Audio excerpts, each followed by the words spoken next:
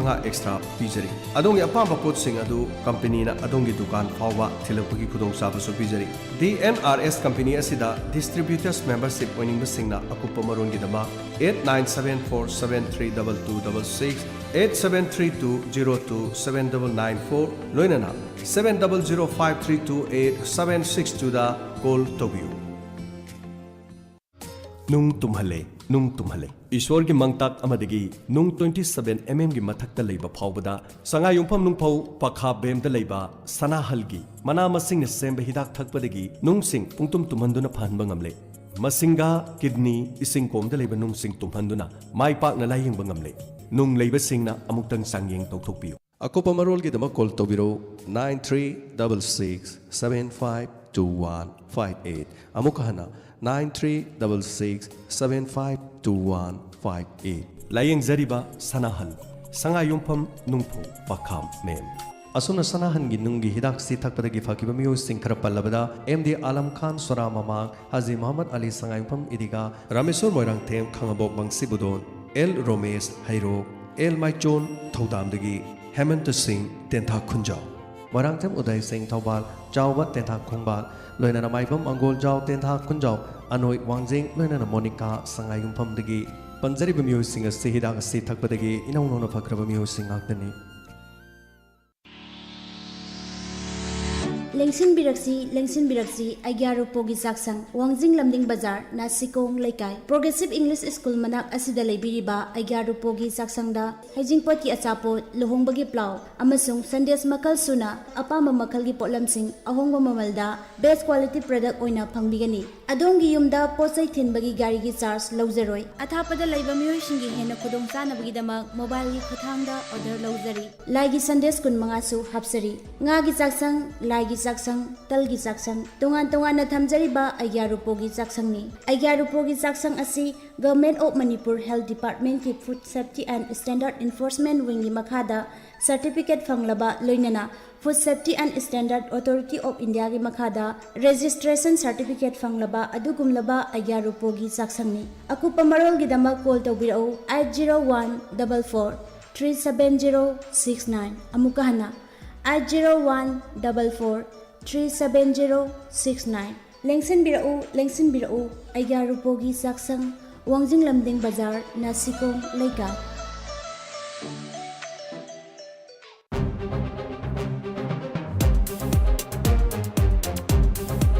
Good morning Diamond Good morning Good morning Good morning Good morning, Diamond. Good morning. Good morning, Diamond. Adom na tabi ba channel asi 91.2 MHz ta sandok chariba Manipur ki ihan hanba adugumlaba community radio service ke Good morning, Diamond gi program ne. Program asigi kuthangda nungtigi phongni ba paw se khana naina ba amadi Miyam gi pungning da phawbirapa pungning gi wakhalon bu aikoi mayam khana naina duna tanaminabagi adugumlaba akhanaba program hauzik leizare adongi damakta Diamond Radio na sandokchari Good morning Diamond Good morning Good morning Good morning Diamond Good morning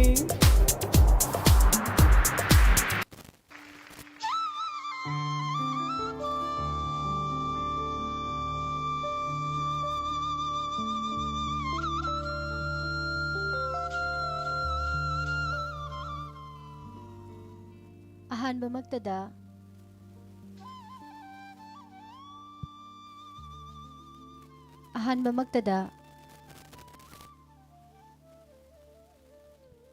Good morning Diamond gi thorom tabiriba singbo Pusparani Laisramna taram nausari Haujik nutigi fongliba pause singdagi lokthoksaba maroiba pausing miyamda pijari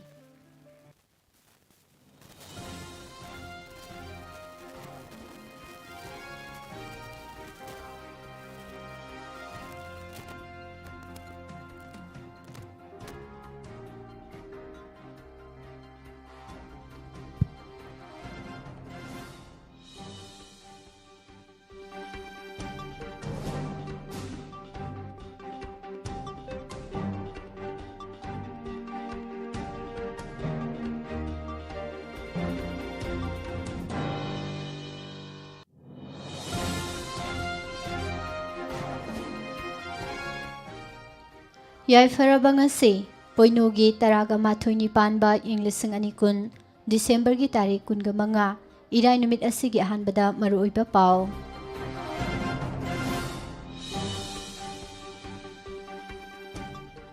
criminal ꯀꯦꯁꯁꯤꯡꯗ ꯆꯦꯟꯅꯕ MP MLAꯁꯤꯡꯒꯤ case minister ꯑꯣꯏꯔꯕ ꯑꯃꯒꯤ ꯃꯊꯛꯇ ꯄ꯭ꯔꯣꯁꯤꯀ꯭ꯌꯨꯁꯟ sanction ꯇꯧꯒꯗ꯭ꯔꯥ ꯅꯠꯇ꯭ꯔꯒ ꯇꯧꯔꯣꯏꯗ꯭ꯔꯥ ꯍꯥꯏꯕꯒꯤ ꯋꯥꯍꯪ ꯂꯥꯛꯂꯤ꯫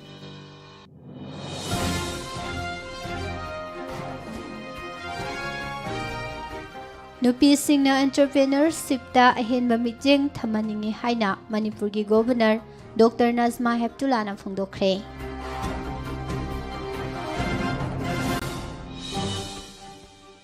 ꯄꯨꯡ 24ꯒꯤ ꯃꯅꯨꯡꯗ COVID-19 ꯄꯣꯖꯤꯇꯤꯚ ꯑꯣꯏꯔꯕ ꯃꯤꯑꯣꯏ 3 ꯂꯩꯈꯤꯗ꯭ꯔꯦ꯫ ꯂꯩꯈꯤꯗ꯭ꯔꯕ ꯃꯁꯤꯡ 498 ꯁꯨꯈ꯭ꯔꯦ꯫ ꯗꯤꯁꯦꯝꯕꯔꯒꯤ ꯇꯥꯔꯤꯛ 18ꯗ ꯏꯟꯗꯤꯒꯣ ꯐ꯭ꯂꯥꯏꯠ ꯇꯣꯡꯗꯨꯅ ꯏꯝꯐꯥꯜꯗ ꯂꯥꯛꯈꯤꯕ ꯄꯦꯁꯦꯟꯖꯔ ꯈꯔ ꯄꯥꯎ ꯐꯥꯎꯔꯣꯛꯅꯅꯕ ꯈꯪꯍꯜꯂꯛꯂꯤ꯫ MSPDCLꯒꯤ DGMꯒꯤ ꯒꯥꯔꯤ ꯂꯝꯕꯤꯗꯒꯤ ꯍꯣꯝ ꯃꯤꯅꯤꯁꯇꯔ ꯂꯥꯛꯄꯗ ꯁꯤꯖꯤꯟꯅꯕꯅꯤ ꯍꯥꯏꯅ ꯂꯧꯍꯧꯔꯦ ꯍꯥꯏꯔꯤ꯫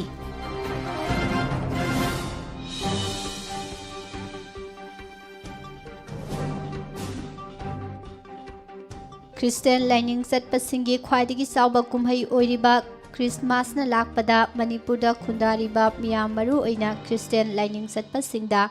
Governor doctor Najma Heptulla, chief minister N. Biren, speaker Y. Khemchand, ꯃꯤꯅꯤꯁꯇꯔꯁꯤꯡ ꯌꯥꯎꯅ ꯃꯥꯏꯀꯩ ꯀꯌꯥꯗꯒꯤ ꯌꯥꯏꯐ ꯄꯥꯎꯖꯦꯜ ꯄꯤꯅꯔꯛꯂꯤ꯫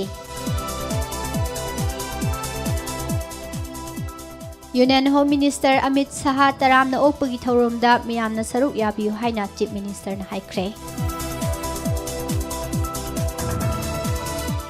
ꯑꯃꯤꯠ ꯁꯥꯍꯒꯤ ꯈꯣꯡꯆꯠ ꯃꯥꯡꯑꯣꯏꯅꯅ ꯏꯝꯐꯥꯜ ꯁꯤꯇꯤ ꯃꯀꯦ ꯁꯦꯝꯕ ꯍꯧꯔꯦ꯫ ꯆꯨꯔꯥꯆꯥꯟꯄꯨꯔ ꯃꯦꯗꯤꯀꯦꯜ ꯀꯣꯂꯦꯖ ꯎꯔꯦꯞ ꯎꯌꯨꯡ ꯇꯝꯒꯗꯧꯔꯤ꯫ ꯃꯌꯨꯝ ꯄꯥꯜꯂꯕ ꯅꯨꯄꯤꯁꯤꯡ ꯃꯄꯨꯔꯣꯏꯕꯅ ꯑꯣꯠ ꯅꯩꯕꯒꯤ ꯃꯦꯞꯇ ꯃꯅꯤꯄꯨꯔ ꯌꯥꯎꯔꯦ꯫ ꯃꯄꯨꯔꯣꯏꯕꯒꯤ ꯃꯤꯑꯣꯠ ꯃꯤꯅꯩ ꯐꯪꯕꯗ ꯃꯅꯤꯄꯨꯔꯅ ꯏꯟꯗꯤꯌꯥꯒꯤ 3ꯁꯨꯕ ꯑꯣꯏꯔꯦ ꯍꯥꯏꯔꯤ꯫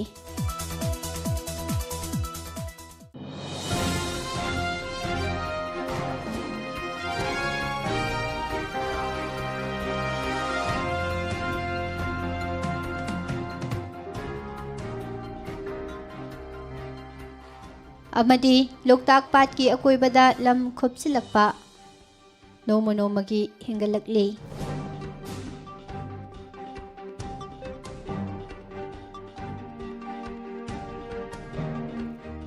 ꯃꯔꯨꯑꯣꯏꯕ ꯄꯥꯎꯁꯤꯡ ꯍꯧꯖꯤꯛ ꯃꯤꯌꯥꯝꯗ ꯁꯟꯗꯣꯛꯅ ꯄꯤꯖꯔꯤ꯫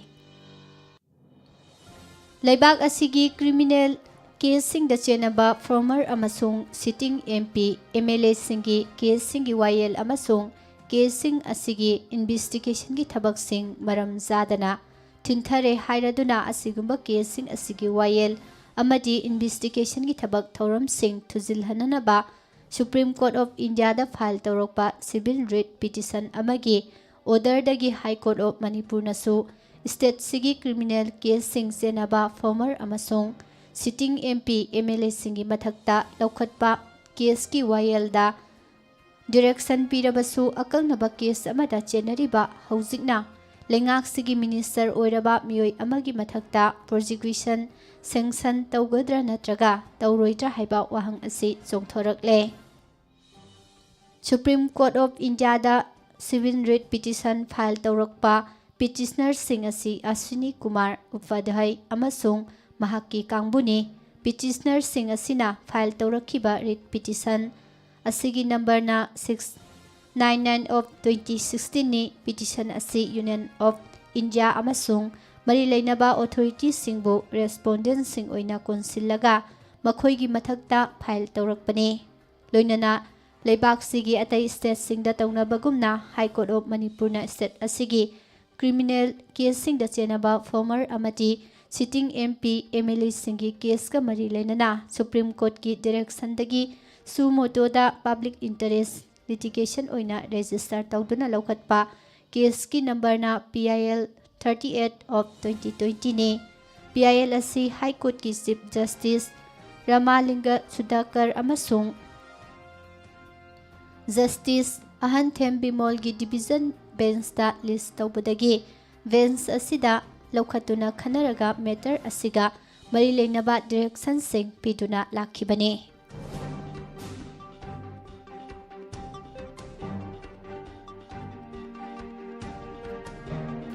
ꯂꯝꯗꯝ ꯑꯁꯤꯒꯤ ꯅꯨꯄꯤꯁꯤꯡꯅ ꯃꯣꯗꯔꯟ ꯏꯔꯥ ꯃꯔꯨꯑꯣꯏꯅ ꯲꯱ ꯁꯨꯕ ꯆꯍꯤꯆꯥ ꯑꯁꯤꯗꯗꯤ ꯃꯔꯣꯝꯗꯣꯝ ꯂꯦꯞꯆꯕ ꯉꯝꯅꯅꯕ ꯑꯣꯟꯇꯔꯄ꯭ꯔꯦꯅꯔꯁꯤꯞꯀꯤ ꯂꯝꯗ ꯃꯥꯡꯖꯤꯜ ꯊꯥꯅ ꯆꯪꯁꯤꯟꯕ ꯉꯝꯅꯅꯕ ꯑꯍꯦꯟꯕ ꯃꯤꯠꯌꯦꯡ ꯊꯝꯍꯟꯅꯤꯡꯉꯤ ꯍꯥꯏꯅ ꯃꯅꯤꯄꯨꯔꯒꯤ ꯒꯣꯚꯔꯅꯔ ꯗꯣꯛꯇꯔ ꯅꯖꯃꯥ ꯍꯦꯞꯇꯨꯂꯥꯅ ꯐꯣꯡꯗꯣꯛꯈ꯭ꯔꯦ꯫ CSIR national environment engineering research institute, medical of science and technology N ꯕꯤꯖꯌꯥꯅ ꯚꯥꯔꯇꯤꯅ ꯊꯥ ꯑꯁꯤꯒꯤ 22ꯗꯒꯤ ꯍꯧꯅ ꯆꯠꯊꯔꯛꯈꯤꯕ 6ꯁꯨꯕ ꯏꯟꯗꯤꯌꯥ ꯏꯟꯇꯔꯅꯦꯁꯅꯦꯜ ꯁꯥꯏꯟꯁ ꯐꯦꯁꯇꯤꯚꯦꯜ 2020 ꯂꯣꯏꯁꯤꯟꯕꯒꯤ ꯊꯧꯔꯝꯗ ꯐꯣꯡꯗꯣꯛꯈꯤꯕꯅꯤ꯫ ꯊꯧꯔꯝ ꯑꯁꯤꯗ ꯆꯤꯐ ꯒꯦꯁꯠꯀꯤ ꯋꯥꯔꯣꯜ ꯄꯤꯔꯗꯨꯅ ꯗꯣꯛꯇꯔ ꯅꯖꯃꯥ ꯍꯦꯞꯇꯨꯂꯥꯅ ꯍꯧꯖꯤꯛꯀꯤ ꯃꯇꯝꯗ ꯁꯥꯏꯟꯇꯤꯁꯠ, ꯏꯟꯖꯤꯅꯤꯌꯔ ꯑꯃꯁꯨꯡ ꯃꯦꯗꯤꯀꯦꯜ ꯄ꯭ꯔꯣꯐꯦꯁꯅꯦꯜꯁꯤꯡꯅ ꯑꯆꯧꯕ ꯊꯧꯗꯥꯡ ꯂꯧꯔꯤ, ꯃꯤꯑꯣꯏꯕꯅ ꯍꯤꯡꯕꯗ ꯆꯪꯗꯕ ꯌꯥꯗ꯭ꯔꯕ ꯑꯃꯗꯤ ꯊꯦꯡꯅꯔꯤꯕ ꯈꯨꯗꯣꯡꯆꯥꯗꯕꯁꯤꯡ ꯐꯤꯜꯗ ꯑꯁꯤꯗ ꯂꯩꯔꯤꯕ ꯃꯤꯑꯣꯏꯁꯤꯡꯅ ꯑꯉꯝꯕ ꯊꯥꯛꯇ ꯍꯣꯠꯅꯗꯨꯅ ꯃꯥꯌꯣꯛꯅꯔꯤ꯫ ꯁꯥꯏꯟꯁ ꯑꯃꯁꯨꯡ ꯇꯦꯛꯅꯣꯂꯣꯖꯤꯒꯤ ꯑꯣꯏꯕ ꯊꯕꯛ ꯊꯧꯔꯝꯁꯤꯡ ꯅꯣꯡꯃ ꯅꯣꯡꯃꯒꯤ ꯂꯦꯞꯄ ꯂꯩꯇꯅ ꯆꯥꯎꯈꯠꯂꯛꯂꯤ꯫ ꯂꯝꯗꯝ ꯑꯁꯤꯒꯤ ꯅꯨꯄꯤꯁꯤꯡꯅꯁꯨ ꯈꯣꯡꯖꯦꯜ ꯑꯁꯤꯒꯤ ꯃꯇꯨꯡ ꯏꯟꯅ ꯆꯠꯄ ꯉꯝꯅꯅꯕ ꯍꯣꯠꯅꯕꯒꯤ ꯃꯇꯝ ꯑꯣꯏꯔꯦ꯫ ꯁꯥꯏꯟꯁ ꯑꯃꯁꯨꯡ ꯏꯟꯖꯤꯅꯤꯌꯔꯤꯡꯒꯤ ꯐꯤꯜꯗ ꯂꯩꯔꯤꯕ ꯅꯨꯄꯤꯁꯤꯡꯅꯁꯨ ꯑꯅꯧꯕ ꯃꯈꯜꯒꯤ ꯑꯥꯏꯗꯤꯌꯥꯁꯤꯡ ꯄꯨꯊꯣꯛꯇꯨꯅ ꯃꯁꯥꯒꯤ ꯑꯣꯏꯕ ꯕꯤꯖꯤꯅꯦꯁ ꯅꯠꯇ꯭ꯔꯒ ꯀꯝꯄꯦꯅꯤꯒꯨꯝꯕ ꯂꯤꯡꯈꯠꯇꯨꯅ ꯃꯥꯏ ꯄꯥꯛꯄ ꯑꯣꯟꯇꯔꯄ꯭ꯔꯦꯅꯔ ꯑꯃ ꯑꯣꯏꯅꯅꯕ ꯍꯣꯠꯅꯒꯗꯕꯅꯤ꯫ ꯄꯥꯡꯊꯣꯛꯂꯤꯕ ꯁꯥꯏꯟꯁ ꯐꯦꯁꯇꯤꯚꯦꯜ ꯑꯁꯤꯅ ꯂꯝꯗꯝ ꯑꯁꯤꯒꯤ ꯅꯍꯥ ꯑꯣꯏꯔꯤꯕꯁꯤꯡꯗ ꯑꯣꯟꯇꯔꯄ꯭ꯔꯦꯅꯔ ꯑꯣꯏꯍꯟꯅꯤꯡꯕꯒꯤ ꯑꯄꯥꯝꯕ ꯐꯥꯎꯍꯜꯂꯒꯅꯤ ꯍꯥꯏꯅ ꯃꯍꯥꯛꯅ ꯊꯝꯈꯤ꯫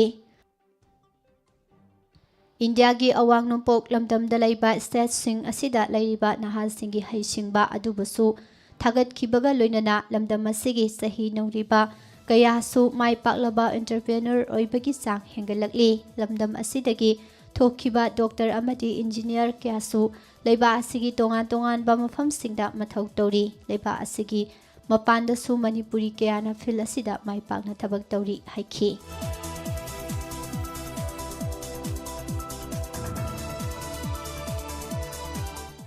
ꯏꯝꯐꯥꯜ ꯏꯁꯠ ꯗꯤꯁꯇ꯭ꯔꯤꯛꯀꯤ ꯃꯅꯨꯡ ꯆꯟꯕ ꯇꯣꯞ ꯗꯨꯁꯔꯥ ꯒ꯭ꯔꯥꯝ ꯄꯟꯆꯥꯌꯠꯅ ꯈꯦꯋꯥ ꯉꯥꯛꯄꯤꯒꯅꯤ꯫ ꯊꯣꯡꯈꯣꯡꯗ ꯂꯩꯕ BDF ꯑꯥꯎꯠꯄꯣꯁꯠꯀꯤ ꯃꯥꯌꯣꯛꯅꯕꯗ ꯅꯧꯅ ꯁꯥꯕ ꯀꯩꯊꯦꯜꯁꯪ ꯑꯃ ꯉꯔꯥꯡ ꯏꯝꯐꯥꯜ ꯏꯁꯠꯀꯤ ꯎꯄ-ꯑꯙ꯭ꯌꯛꯁ ꯈꯦꯇ꯭ꯔꯤꯃꯌꯨꯝ ꯇꯃꯥꯅ ꯔꯤꯕꯟ ꯀꯛꯇꯨꯅ ꯁꯪꯒꯥꯈ꯭ꯔꯦ꯫ ꯀꯩꯊꯦꯜꯁꯪ ꯑꯁꯤ ꯁꯪꯒꯥꯕꯒꯤ ꯊꯧꯔꯝꯗ ꯇꯣꯞ ꯗꯨꯁꯔꯥ ꯒ꯭ꯔꯥꯝ ꯄꯟꯆꯥꯌꯠꯀꯤ ꯄ꯭ꯔꯙꯥꯟ ꯃꯌꯥꯡꯂꯝꯕꯝ ꯁꯨꯔꯕꯂꯥ ꯑꯃꯗꯤ ꯄ꯭ꯔꯙꯥꯟ ꯒ꯭ꯔꯥꯝ ꯄꯟꯆꯥꯌꯠ ꯑꯁꯤꯒꯤ ꯃꯦꯝꯕꯔꯁꯤꯡꯁꯨ ꯁꯔꯨꯛ ꯌꯥꯈꯤ꯫ ꯊꯧꯔꯝ ꯑꯁꯤꯒ ꯃꯔꯤ ꯂꯩꯅꯅ ꯏꯝꯐꯥꯜ ꯏꯁꯠꯀꯤ ꯎꯄ-ꯑꯙ꯭ꯌꯛꯁ ꯈꯦꯇ꯭ꯔꯤꯃꯌꯨꯝ ꯇꯃꯥꯅ ꯀꯩꯊꯦꯜ ꯑꯁꯤꯗ ꯏꯃꯥ ꯏꯕꯦꯜꯁꯤꯡꯅ ꯃꯣꯏꯔꯥꯡ ꯀꯝꯄꯨꯗꯒꯤ ꯄꯨꯊꯣꯛꯂꯤꯕ ꯃꯔꯣꯏ ꯅꯥꯀꯨꯞꯄꯤꯁꯤꯡ ꯑꯀꯛꯅꯕ ꯃꯇꯝ ꯑꯃ ꯂꯦꯞꯄꯤꯗꯨꯅ ꯃꯤꯌꯥꯝꯗ ꯐꯪꯍꯟꯅꯅꯕ ꯍꯣꯠꯅꯕꯤꯌꯨ ꯍꯥꯏꯅ ꯑꯄꯤꯜ ꯇꯧꯈꯤ꯫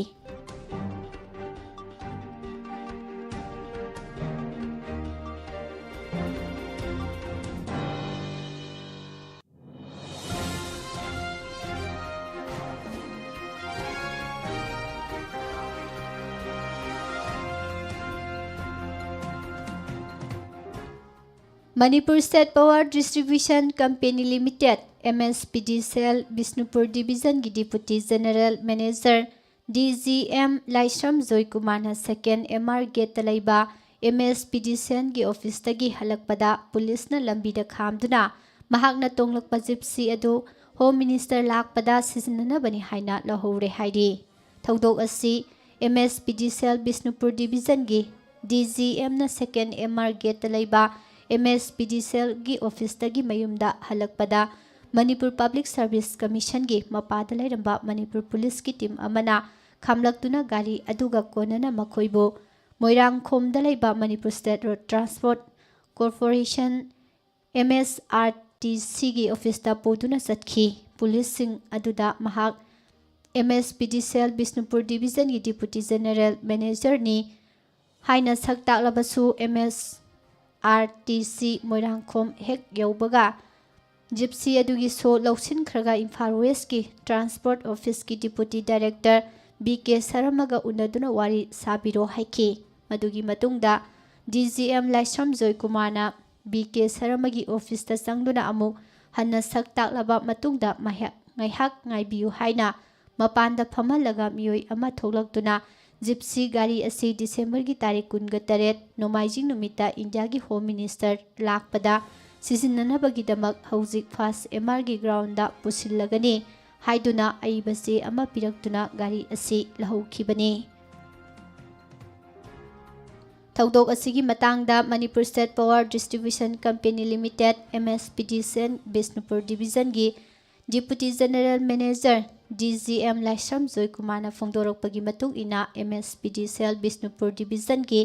DGMꯒꯤ ꯃꯤꯡꯗ ꯑꯦꯂꯣꯠ ꯇꯧꯔꯛꯈꯤꯕ ꯒꯥꯔꯤ ꯑꯁꯤ ꯂꯩꯉꯥꯛꯀꯤ ꯃꯔꯨꯑꯣꯏꯕ ꯊꯕꯛ ꯑꯃꯗ ꯁꯤꯖꯤꯟꯅꯕꯗ ꯀꯔꯤꯁꯨ ꯑꯀꯥꯏꯕ ꯂꯩꯇꯦ, ꯑꯗꯨꯕꯨ ꯃꯥꯡꯖꯧꯅꯅ ꯄꯥꯎ ꯑꯃꯠꯇ ꯄꯤꯔꯛꯄꯁꯨ ꯂꯩꯇꯅ ꯑꯣꯐꯤꯁꯀꯤ ꯗ꯭ꯌꯨꯇꯤ ꯇꯧꯗꯨꯅ ꯍꯜꯂꯛꯄ ꯃꯇꯝꯗ ꯂꯝꯕꯤꯗꯒꯤ ꯐꯥꯔꯒ ꯒꯥꯔꯤ ꯂꯧꯍꯧꯕꯒꯤ ꯊꯧꯑꯣꯡ ꯑꯁꯤ ꯌꯥꯝꯅ ꯄꯦꯟꯗꯦ꯫ ꯃꯔꯤ ꯂꯩꯅꯕ ꯗꯤꯄꯥꯔꯠꯃꯦꯟꯠꯁꯤꯡꯅ ꯂꯩꯉꯥꯛꯀꯤ ꯊꯕꯛ ꯊꯧꯔꯝꯗ ꯁꯤꯖꯤꯟꯅꯒꯅꯤ ꯍꯥꯏꯗꯨꯅ ꯒꯥꯔꯤ ꯑꯗꯨ ꯂꯧꯍꯧꯔꯕꯁꯨ ꯒꯥꯔꯤ ꯑꯗꯨꯗ ꯇꯣꯡꯂꯛꯈꯤꯕ ꯑꯣꯐꯤꯁꯤꯌꯦꯜꯁꯤꯡ ꯑꯗꯨꯕꯨ ꯃꯌꯨꯝ ꯐꯥꯎꯕ ꯆꯠꯅꯅꯕ ꯊꯧꯔꯥꯡ ꯑꯃꯠꯇꯁꯨ ꯇꯧꯕꯤꯈꯤꯕ ꯂꯩꯇꯦ꯫ ꯃꯔꯝ ꯑꯗꯨꯅ ꯒꯥꯔꯤ ꯗ꯭राꯏꯚꯔ ꯌꯥꯎꯅ COVID-19ꯒꯤ ꯃꯇꯝ ꯑꯁꯤꯗ ꯕꯤꯁꯅꯨꯄꯨꯔ ꯇꯥꯟꯅ ꯂꯅꯥꯏ ꯒꯥꯔꯤ ꯐꯥꯗꯨꯅ ꯃꯌꯨꯝꯗ ꯍꯜꯂꯛꯈꯤ꯫ ꯑꯁꯤꯒꯨꯝꯕ ꯊꯧꯑꯣꯡ ꯑꯁꯤ ꯃꯈꯥ ꯇꯥꯅ ꯊꯣꯛꯍꯟꯅꯤꯡꯗꯦ꯫ ꯀꯔꯤꯒꯨꯝꯕ ꯂꯩꯉꯥꯛꯀꯤ ꯃꯔꯨꯑꯣꯏꯕ ꯊꯕꯛ ꯊꯧꯔꯝꯁꯤꯡꯗ ꯒꯥꯔꯤ ꯁꯤꯖꯤꯟꯅꯕ ꯇꯥꯔꯕꯁꯨ ꯃꯥꯡꯖꯧꯅꯅ ꯏꯟꯐꯣꯔꯝ ꯇꯧꯕꯤꯔꯝꯂꯒꯗꯤ ꯍꯦꯟꯅ ꯑꯄꯦꯟꯕ ꯍꯥꯏꯕꯗꯨ ꯑꯣꯏꯒꯗꯕꯅꯤ ꯍꯥꯏꯈꯤ꯫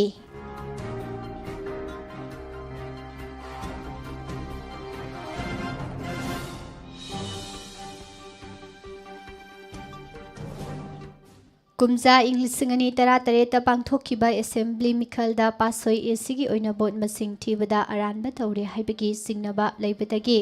ꯀꯣꯔꯠꯇ ꯊꯥꯈꯤꯕ ꯏꯂꯦꯛꯁꯟ ꯄꯤꯇꯤꯁꯟꯒꯤ ꯑꯆꯨꯝꯕ ꯋꯥꯌꯦꯜ ꯄꯨꯊꯣꯛꯅꯅꯕ ꯀꯣꯔꯠ ꯀꯃꯤꯁꯅꯔ ꯍꯥꯞꯇꯨꯅ ꯋꯤꯠꯅꯦꯁ 10ꯒꯤ ꯁ꯭ꯇꯦꯠꯃꯦꯟꯠꯁꯤꯡ ꯂꯧꯅꯅꯕ ꯍꯥꯏꯀꯣꯔꯠꯅ ꯑꯣꯔꯗꯔ ꯄꯤꯈ꯭ꯔꯦ꯫ ꯑꯆꯨꯝꯕ ꯋꯥꯌꯦꯜ ꯉꯥꯏꯃꯤꯟꯅꯁꯦ ꯍꯥꯏꯅ ꯄꯥꯁꯣꯏ ACꯗ NEIDPꯒꯤ ꯃꯤꯔꯦꯞ ꯑꯣꯏꯈꯤꯕ ꯁꯥꯄꯝ ꯀꯨꯟꯖꯒꯦꯁꯣꯔ LH ꯀꯦꯕꯅ ꯐꯣꯡꯗꯣꯔꯛꯂꯤ꯫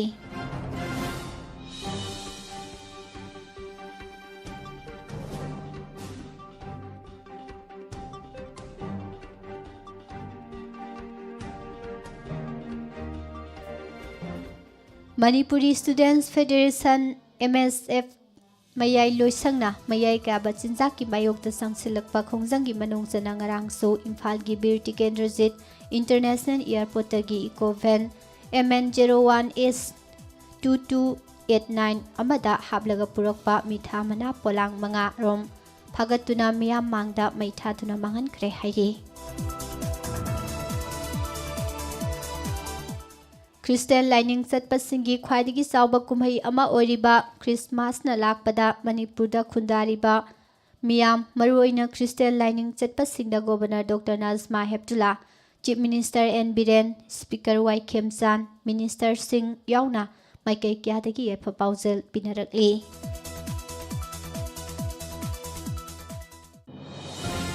ꯑꯃꯔꯣꯝꯗ ꯃꯦꯔꯤ ꯈ꯭ꯔꯤꯁꯃꯥꯁꯅ ꯂꯥꯛꯄꯗ ꯏꯔꯝꯗꯝ ꯃꯅꯤꯄꯨꯔꯒꯤ ꯆꯤꯡꯇꯝ ꯄꯨꯝꯅꯃꯛꯇ ꯅꯤꯡꯁꯤꯡꯕ ꯊꯣꯛꯇ꯭ꯔꯕ ꯃꯇꯝꯗꯒꯤ ꯈꯨꯟꯗꯥꯃꯤꯟꯅꯔꯤꯕ ꯏꯆꯤꯜ ꯏꯅꯥꯎꯁꯤꯡꯒꯤ ꯃꯐꯝꯗ ꯏꯪ ꯇꯞꯄ, ꯇꯪꯗꯨ ꯂꯩꯇꯥꯕ, ꯅꯨꯡꯁꯤ ꯆꯥꯟꯅꯅ ꯂꯩꯃꯤꯟꯅꯕ ꯑꯣꯏꯔꯁꯅꯨ ꯍꯥꯏꯅ ꯔꯦꯚꯣꯂꯨꯁꯅꯔꯤ ꯄꯤꯄꯜꯁ ꯐ꯭ꯔꯟꯠ RPFꯀꯤ ꯃꯥꯏꯅꯣꯔꯤꯇꯤ ꯑꯦꯐꯤꯌꯔꯁꯀꯤ ꯗꯤꯄꯨꯇꯤ ꯁꯦꯀ꯭ꯔꯦꯇꯔꯤ Y ꯁ꯭ꯌꯥꯝꯅ ꯌꯥꯏꯐ ꯄꯥꯎꯖꯦꯜ ꯄꯤꯔꯛꯂꯤ꯫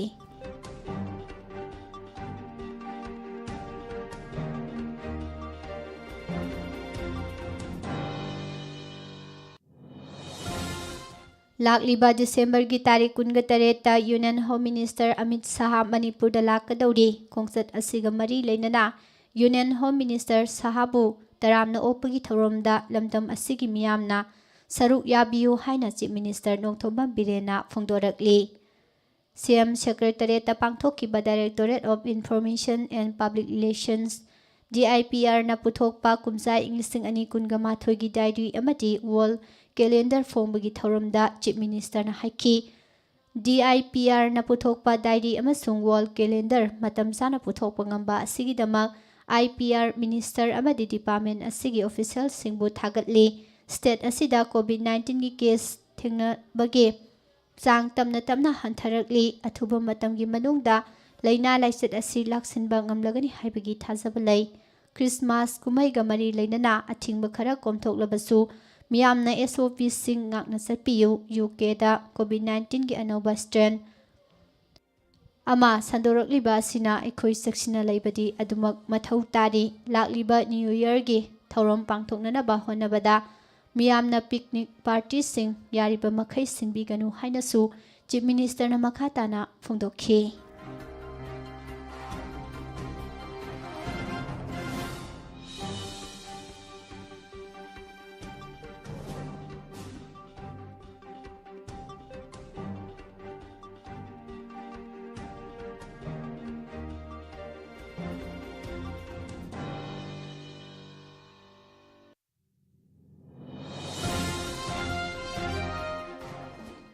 Union home minister Amit Shah लाक्लिबा दिसंबर की तारीख 28 पुंग खरगी खोंसता इम्फाल लाकदौरिबा सिगा मरी लेनना मरु ओइना इम्फाल सिटी मनुंग मके सेंबा हौख्रे। यूनियन होम मिनिस्टर के खोंसत असिगी येंगलगा महाकना लाकदबा लंबी मपुंग ओइना इम्फाल की बीर टिकेंद्रजीत इंटरनेशनल एयरपोर्ट तगी तिदिम लंबी परिंग Kaisampat junction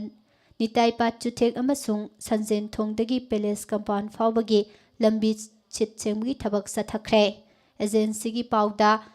union home minister Amit Shah नुमित निनी की खोंसता असम अमसुंग मणिपुर लाकदौरिबनी। असम दिसंबर की तारीख 23 थुंगलगा मफम अदुदा अहिंग लेकनी। मथंगी नुमित दिसंबर की तारीख 28 के अयुक पुंग 13 ताबदा इम्फाल यौरकनी। इम्फाल हेक यौरकपगा बीजेपी की लुचिंगबसु ओइरिबा यूनियन होम मिनिस्टर असी इम्फाल की हप्ता कंजैबुंगदा लेंगाकना सिल्लगा हराउ तयामना ओक्कदौरी। पाव असिना मखा ताना हाई मियाम तिनबा थौरम असिदा अमित शाहना नौना सागदौरिबा Churachandpur medical college, Imphal state government guest house, state police headquarter, integrated command and control centre, city मोनखोंगी IIT अमसुंग न्यू दिल्ली दा सागदौरिबा मणिपुर भवन की उरेप उयुंग तमलगनी। लोइनना थौरम असिदा मणिपुर की चीफ मिनिस्टर नोंथोमबम बिरेनसु सरुक यागनी हाइरी।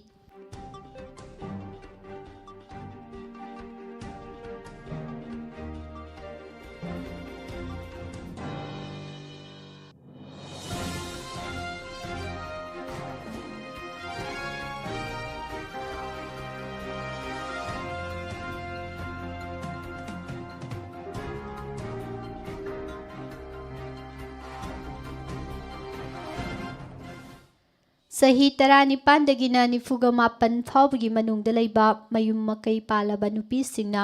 मपुरोइबगी मियोट मिनै स्पाउसेल वायोलेंस नंबगी सांग ओनबदा लैबाक असिगी ओइना मणिपुरना अहुम सुबा तारे हाइना national family and health survey 5 NFHS की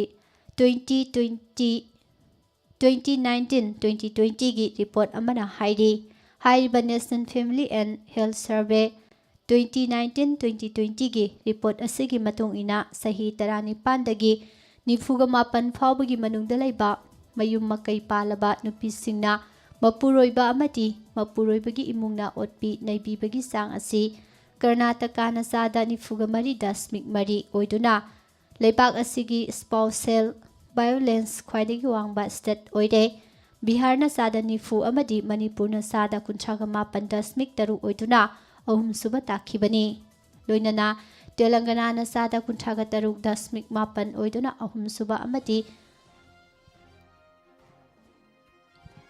असम सादा 52 ओइदुना युम पालबा नुपीना मवा मपुरोइबगी मियोट मिनै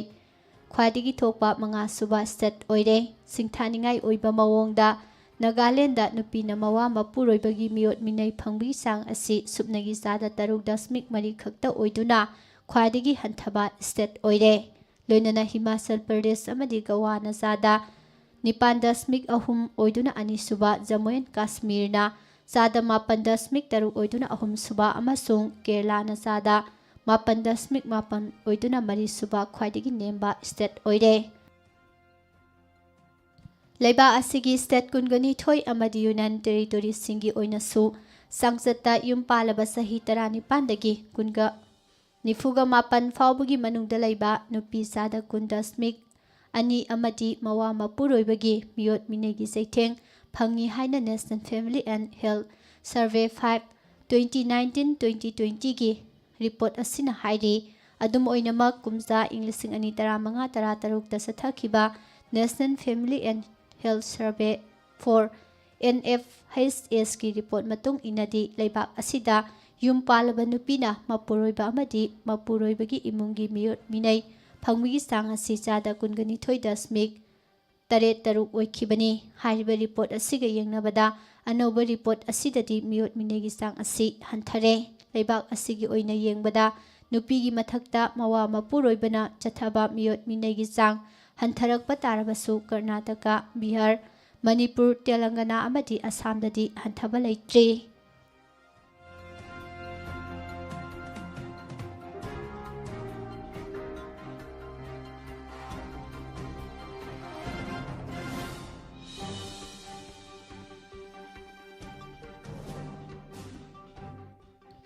ꯊꯥ ꯑꯁꯤꯒꯤ 18ꯇ ꯁ꯭ꯄꯤꯁꯦꯜ ꯀꯣꯔꯠ (NDNPS) ꯃꯅꯤꯄꯨꯔꯅ ꯂꯥꯎꯊꯣꯛꯈꯤꯕ ꯌꯥꯊꯪ ꯑꯃꯗ ꯂꯨꯄꯥ ꯀ꯭ꯔꯣꯔ ꯀꯌꯥꯒꯤ ꯃꯌꯥꯏ ꯀꯥꯕ ꯗ꯭ꯔꯒ ꯂꯂꯣꯟꯕꯗ ꯁꯦꯟꯅꯕ ꯂꯨꯈꯣꯁꯩ ꯖꯧ ꯊꯥꯗꯣꯛꯈꯤꯕ ꯀꯦꯁ ꯑꯁꯤ ꯑꯃꯨꯛ ꯍꯟꯅ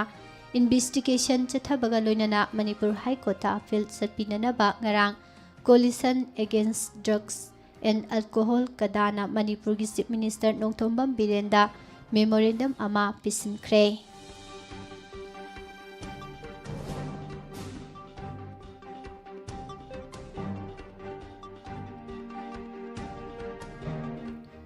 COVID-19 ꯄꯣꯖꯤꯇꯤꯚ ꯑꯣꯏꯕ ꯀꯦꯔꯂꯥꯗꯒꯤ ꯃꯤꯑꯣꯏ ꯑꯃ ꯐ꯭ꯂꯥꯏꯠ ꯇꯣꯡꯗꯨꯅ ꯏꯝꯐꯥꯜ ꯐꯥꯎꯕ ꯂꯥꯛꯂꯝꯕꯗꯒꯤ ꯃꯍꯥꯛꯀ ꯐ꯭ꯂꯥꯏꯠꯇ ꯄꯨꯟꯅ ꯇꯣꯡꯃꯤꯟꯅꯔꯛꯈꯤꯕ ꯃꯤꯑꯣꯏ ꯀꯌꯥꯗ ꯆꯥꯎꯅ ꯃꯤꯄꯥꯏꯕ ꯄꯣꯛꯍꯜꯂꯦ꯫ ꯍꯤꯔꯝ ꯑꯁꯤꯒ ꯃꯔꯤ ꯂꯩꯅꯅ ꯅꯍꯥꯟ IndiGo flight number 6E457 Guwahati to ꯏꯝꯐꯥꯜꯒꯤ ꯔꯣ 29, 30 ꯑꯃꯗꯤ 31ꯒꯤ ꯁꯤꯠꯁꯤꯡꯗ ꯇꯣꯡꯗꯨꯅ ꯂꯥꯛꯈꯤꯕ ꯃꯤꯑꯣꯏꯁꯤꯡꯅ ꯀꯣꯚꯤꯗ ꯀꯟꯇ꯭ꯔꯣꯜ ꯔꯨꯝꯒꯤ ꯃꯣꯕꯥꯏꯜ ꯅꯝꯕꯔ 180034531818 ꯅꯠꯇ꯭ꯔꯒ ꯗꯤꯁꯇ꯭ꯔꯤꯛꯠ ꯁꯔꯚꯤꯂꯦꯟꯁ ꯑꯣꯐꯤꯁꯔꯗ ꯑꯊꯨꯕ ꯃꯇꯝꯗ ꯄꯥꯎ ꯐꯥꯎꯔꯛꯅꯅꯕ ꯃꯅꯤꯄꯨꯔ ꯂꯩꯉꯥꯛꯀꯤ ꯍꯦꯜꯊ ꯗꯤꯄꯥꯔꯠꯃꯦꯟꯠꯅ ꯑꯣꯔꯗꯔ ꯑꯃ ꯊꯣꯛꯇꯨꯅ ꯈꯪꯍꯜꯂꯛꯂꯤ꯫ ꯄ꯭ꯔꯦꯁꯅ ꯐꯪꯕ ꯄꯥꯎꯒꯤ ꯃꯇꯨꯡ ꯏꯟꯅ ꯍꯥꯏꯔꯤꯕ ꯃꯤꯑꯣꯏ ꯑꯁꯤ ꯅꯍꯥꯟ ꯏꯟꯗꯤꯒꯣ ꯐ꯭ꯂꯥꯏꯠ ꯑꯃ ꯇꯣꯡꯗꯨꯅ ꯀꯦꯔꯂꯥꯗꯒꯤ ꯒꯧꯍꯥꯇꯤ ꯐꯥꯎꯕ ꯂꯥꯛꯈꯤꯕꯅꯤ꯫ ꯒꯧꯍꯥꯇꯤ ꯑꯦꯌꯔꯄꯣꯔꯠꯇ ꯐ꯭ꯂꯥꯏꯠ ꯍꯣꯡꯗꯣꯛꯂꯕ ꯃꯇꯨꯡꯗ ꯏꯟꯗꯤꯒꯣꯒꯤ ꯐ꯭ꯂꯥꯏꯠ ꯅꯝꯕꯔ 6E457 ꯇꯣꯡꯗꯨꯅ ꯏꯝꯐꯥꯜ ꯇꯝꯅ ꯑꯃꯨꯛ ꯂꯥꯛꯈꯤꯕꯅꯤ꯫ ꯃꯁꯤꯒꯤ ꯃꯇꯨꯡꯗ ꯃꯤꯑꯣꯏ ꯑꯁꯤ ꯉꯔꯥꯡ ꯑꯃꯨꯛ ꯀꯦꯔꯂꯥꯗ ꯍꯟꯈꯤꯅꯅꯕ ꯑꯦꯌꯔꯄꯣꯔꯠꯇ ꯂꯥꯛꯈꯤ ꯍꯥꯏꯔꯤ꯫ ꯐ꯭ꯂꯥꯏꯠ ꯇꯣꯡꯂꯝꯗꯥꯏꯗ ꯀꯥꯎꯟꯇꯔꯗ ꯆꯪꯗꯨꯅ ꯀꯣꯚꯤꯗ-19ꯒꯤ ꯄ꯭ꯔꯣꯇꯣꯀꯣꯜ ꯃꯇꯨꯡ ꯏꯟꯅ ꯍꯦꯜꯊ ꯗꯤꯀ꯭ꯂꯥꯔꯦꯁꯟꯒꯤ ꯈꯨꯌꯦꯛ ꯄꯤꯅꯕꯗ ꯃꯍꯥꯛ ꯍꯥꯟꯅꯗꯒꯤ ꯂꯥꯏꯆꯠ ꯑꯁꯤ ꯄꯣꯖꯤꯇꯤꯚ ꯑꯣꯏꯕ ꯃꯤꯑꯣꯏꯅꯤ ꯍꯥꯏꯅ ꯐꯣꯡꯗꯣꯔꯛꯈꯤꯕꯅꯤ꯫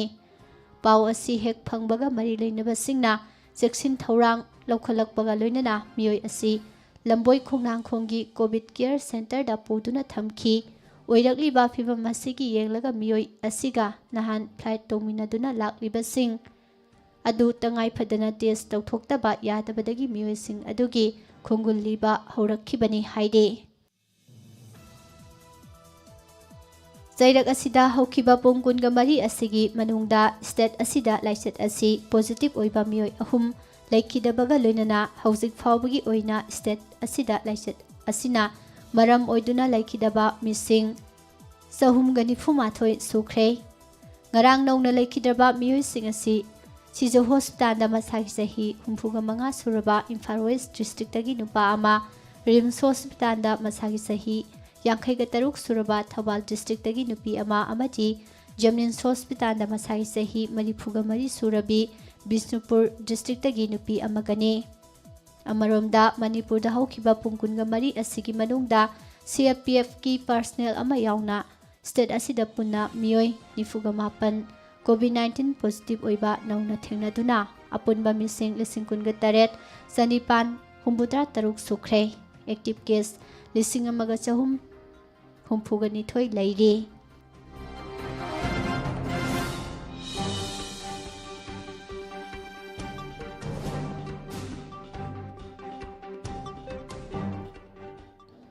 ꯂꯣꯛꯇꯥꯛ ꯄꯥꯠꯀꯤ ꯑꯀꯣꯏꯕꯗ ꯂꯝ ꯈꯣꯞꯆꯤꯜꯂꯛꯄꯒꯤ ꯆꯥꯡ ꯂꯦꯞꯇꯅ ꯍꯦꯟꯒꯠꯂꯛꯂꯤ꯫ ꯂꯣꯛꯇꯥꯛ ꯄꯥꯠꯇ ꯅꯧꯅ ꯐꯨꯝꯁꯪ ꯀꯌꯥꯁꯨ ꯁꯥꯒꯠꯂꯛꯂꯤ꯫ ꯅꯧꯅ ꯁꯥꯖꯤꯜꯂꯛꯂꯤꯕ ꯐꯨꯝꯁꯪꯁꯤꯡ ꯑꯁꯤ ꯂꯩꯉꯥꯛꯅ ꯇꯛꯊꯣꯛꯄꯒꯤ ꯊꯕꯛ ꯆꯠꯊꯕ ꯍꯧꯔꯒꯅꯤ ꯍꯥꯏꯅ ꯂꯣꯛꯇꯥꯛ ꯗꯤꯚꯦꯂꯞꯃꯦꯟꯠ ꯑꯣꯊꯣꯔꯤꯇꯤꯒꯤ ꯄ꯭ꯔꯣꯖꯦꯛꯠ ꯗꯥꯏꯔꯦꯛꯇꯔ ꯑꯦꯜ ꯚꯒꯠꯇꯣꯅ ꯐꯣꯡꯗꯣꯛꯈ꯭ꯔꯦ꯫ ꯂꯣꯛꯇꯥꯛ ꯄ꯭ꯔꯣꯇꯦꯛꯁꯟ ꯑꯦꯛꯠ 2006 ꯂꯥꯛꯈ꯭ꯔꯕ ꯃꯇꯨꯡꯗ ꯄꯥꯠ ꯑꯁꯤꯗ ꯍꯥꯟꯅ ꯂꯩꯔꯝꯕ ꯐꯨꯝꯁꯪꯁꯤꯡ ꯂꯩꯉꯥꯛꯅ ꯀꯨꯝꯖꯥ ꯏꯪ 2010 ꯉꯥꯛꯄꯤꯒꯅꯤ꯫ ꯏꯪ 2019, ꯏꯪ 2012ꯗ takthokhraba matungda hojik pat asigi oiriba phibam yangsinbagi khongsat amada paumisingna hangba wahangi pakhumda mahangna wafam ase phongdokhibani hiram asigi matangda project director L Bagaltona paumisingda loktak pat asi hana kabokangda thanna leirambadagi kumja inglising ani mapan inglising ani tara adwaidagi phumdi sengwi thabak asi special plan assistance ki makhada kabokang amati phumdi sengwi thabak sathaba haurakkhibani pat asigi akoibada lam khopchinbagi sang hengalakhi masi mapungoina ikang thada ngagi pham tawribasing asina loktak pat manungda lam khopchilakpagi thabak sathaba haurakkhibani lam khopchilaklibasing asi takthoknanaba survey na singba chathaduna thabak lokhatpa hauraba matungda patagi matangda sainaba wafam khara lakpadagi madu amohana re-survey tawraba matungda pat asigi ngamkhai asi phajana thamnabagidamak lam khopchilibasing adu takthokpi thabak sathaba hauragani hainasu makhatana phongdorakhi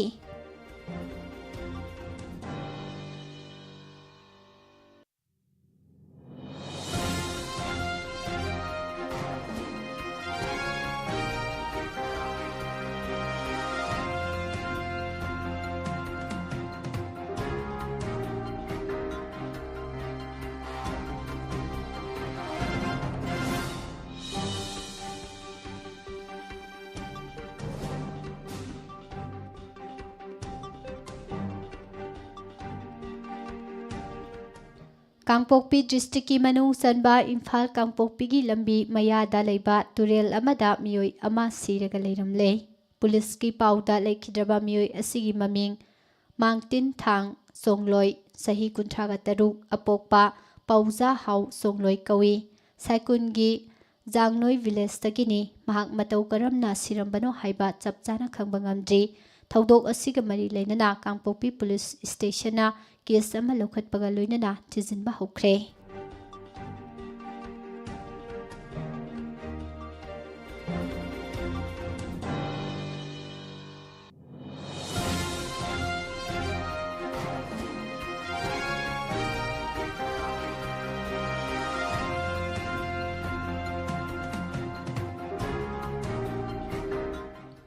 India da ahanba oina COVID-19 positive oirubi Maharashtra gi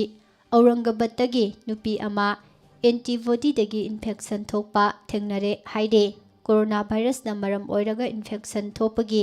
case asi malem gi oina case nipan thokpa thengnakhiba laikhre virus asina maram oiraga infection thokpa India gi oinadi ahanba oire doctor gi report matungina Aurangabad ki Bazanagar dagi nupi asigi haksangi maningi saru amadi makhwangda anaba leire haina November gi tarik 19 da Heswar hospital da laihengba lakhibani mahakki makhongda pongkhatpana singba thengnabadagi kari anaba leibage khangnaba MRI lokhi masida antibodies da coronavirus na infection thohanbadagi yanglen fawba khut animak amadi sakhawgi mafam singda nai charaga leiramba thengnakhibani khudakta hospital da admission tawhalaba matungda akhanaba doctor team amana tangkak ahumlak thokna operation tawraba matungda mai pakna liter ama makhairomgi nai lokthokibani hairi nupi asi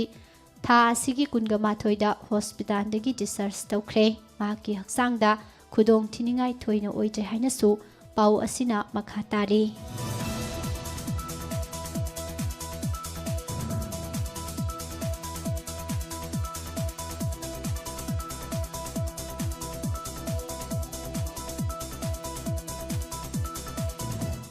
Lengaki war on drug matam pumbada saugatuna lakhibani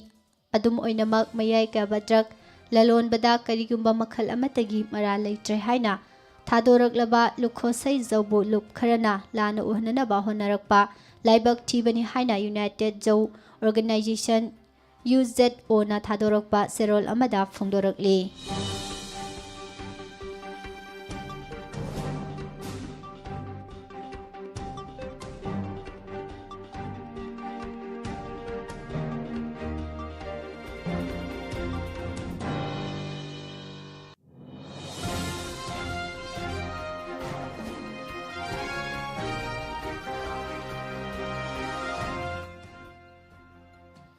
ꯗꯤꯁꯦꯝꯕꯔꯒꯤ ꯇꯥꯔꯤꯛ 28ꯇ union home minister Amit ꯁꯥꯍꯅ ꯃꯅꯤꯄꯨꯔꯗ ꯂꯥꯛꯀꯗꯧꯔꯤꯕ ꯑꯁꯤꯗ ꯃꯅꯤꯄꯨꯔꯒꯤ ꯑꯄꯨꯟꯕ ꯁꯛꯇꯝ ꯁꯨꯡꯀꯥꯏ ꯀꯥꯏꯍꯜꯂꯣꯏ, ꯃꯅꯤꯄꯨꯔꯒꯤ ꯑꯄꯨꯟꯕ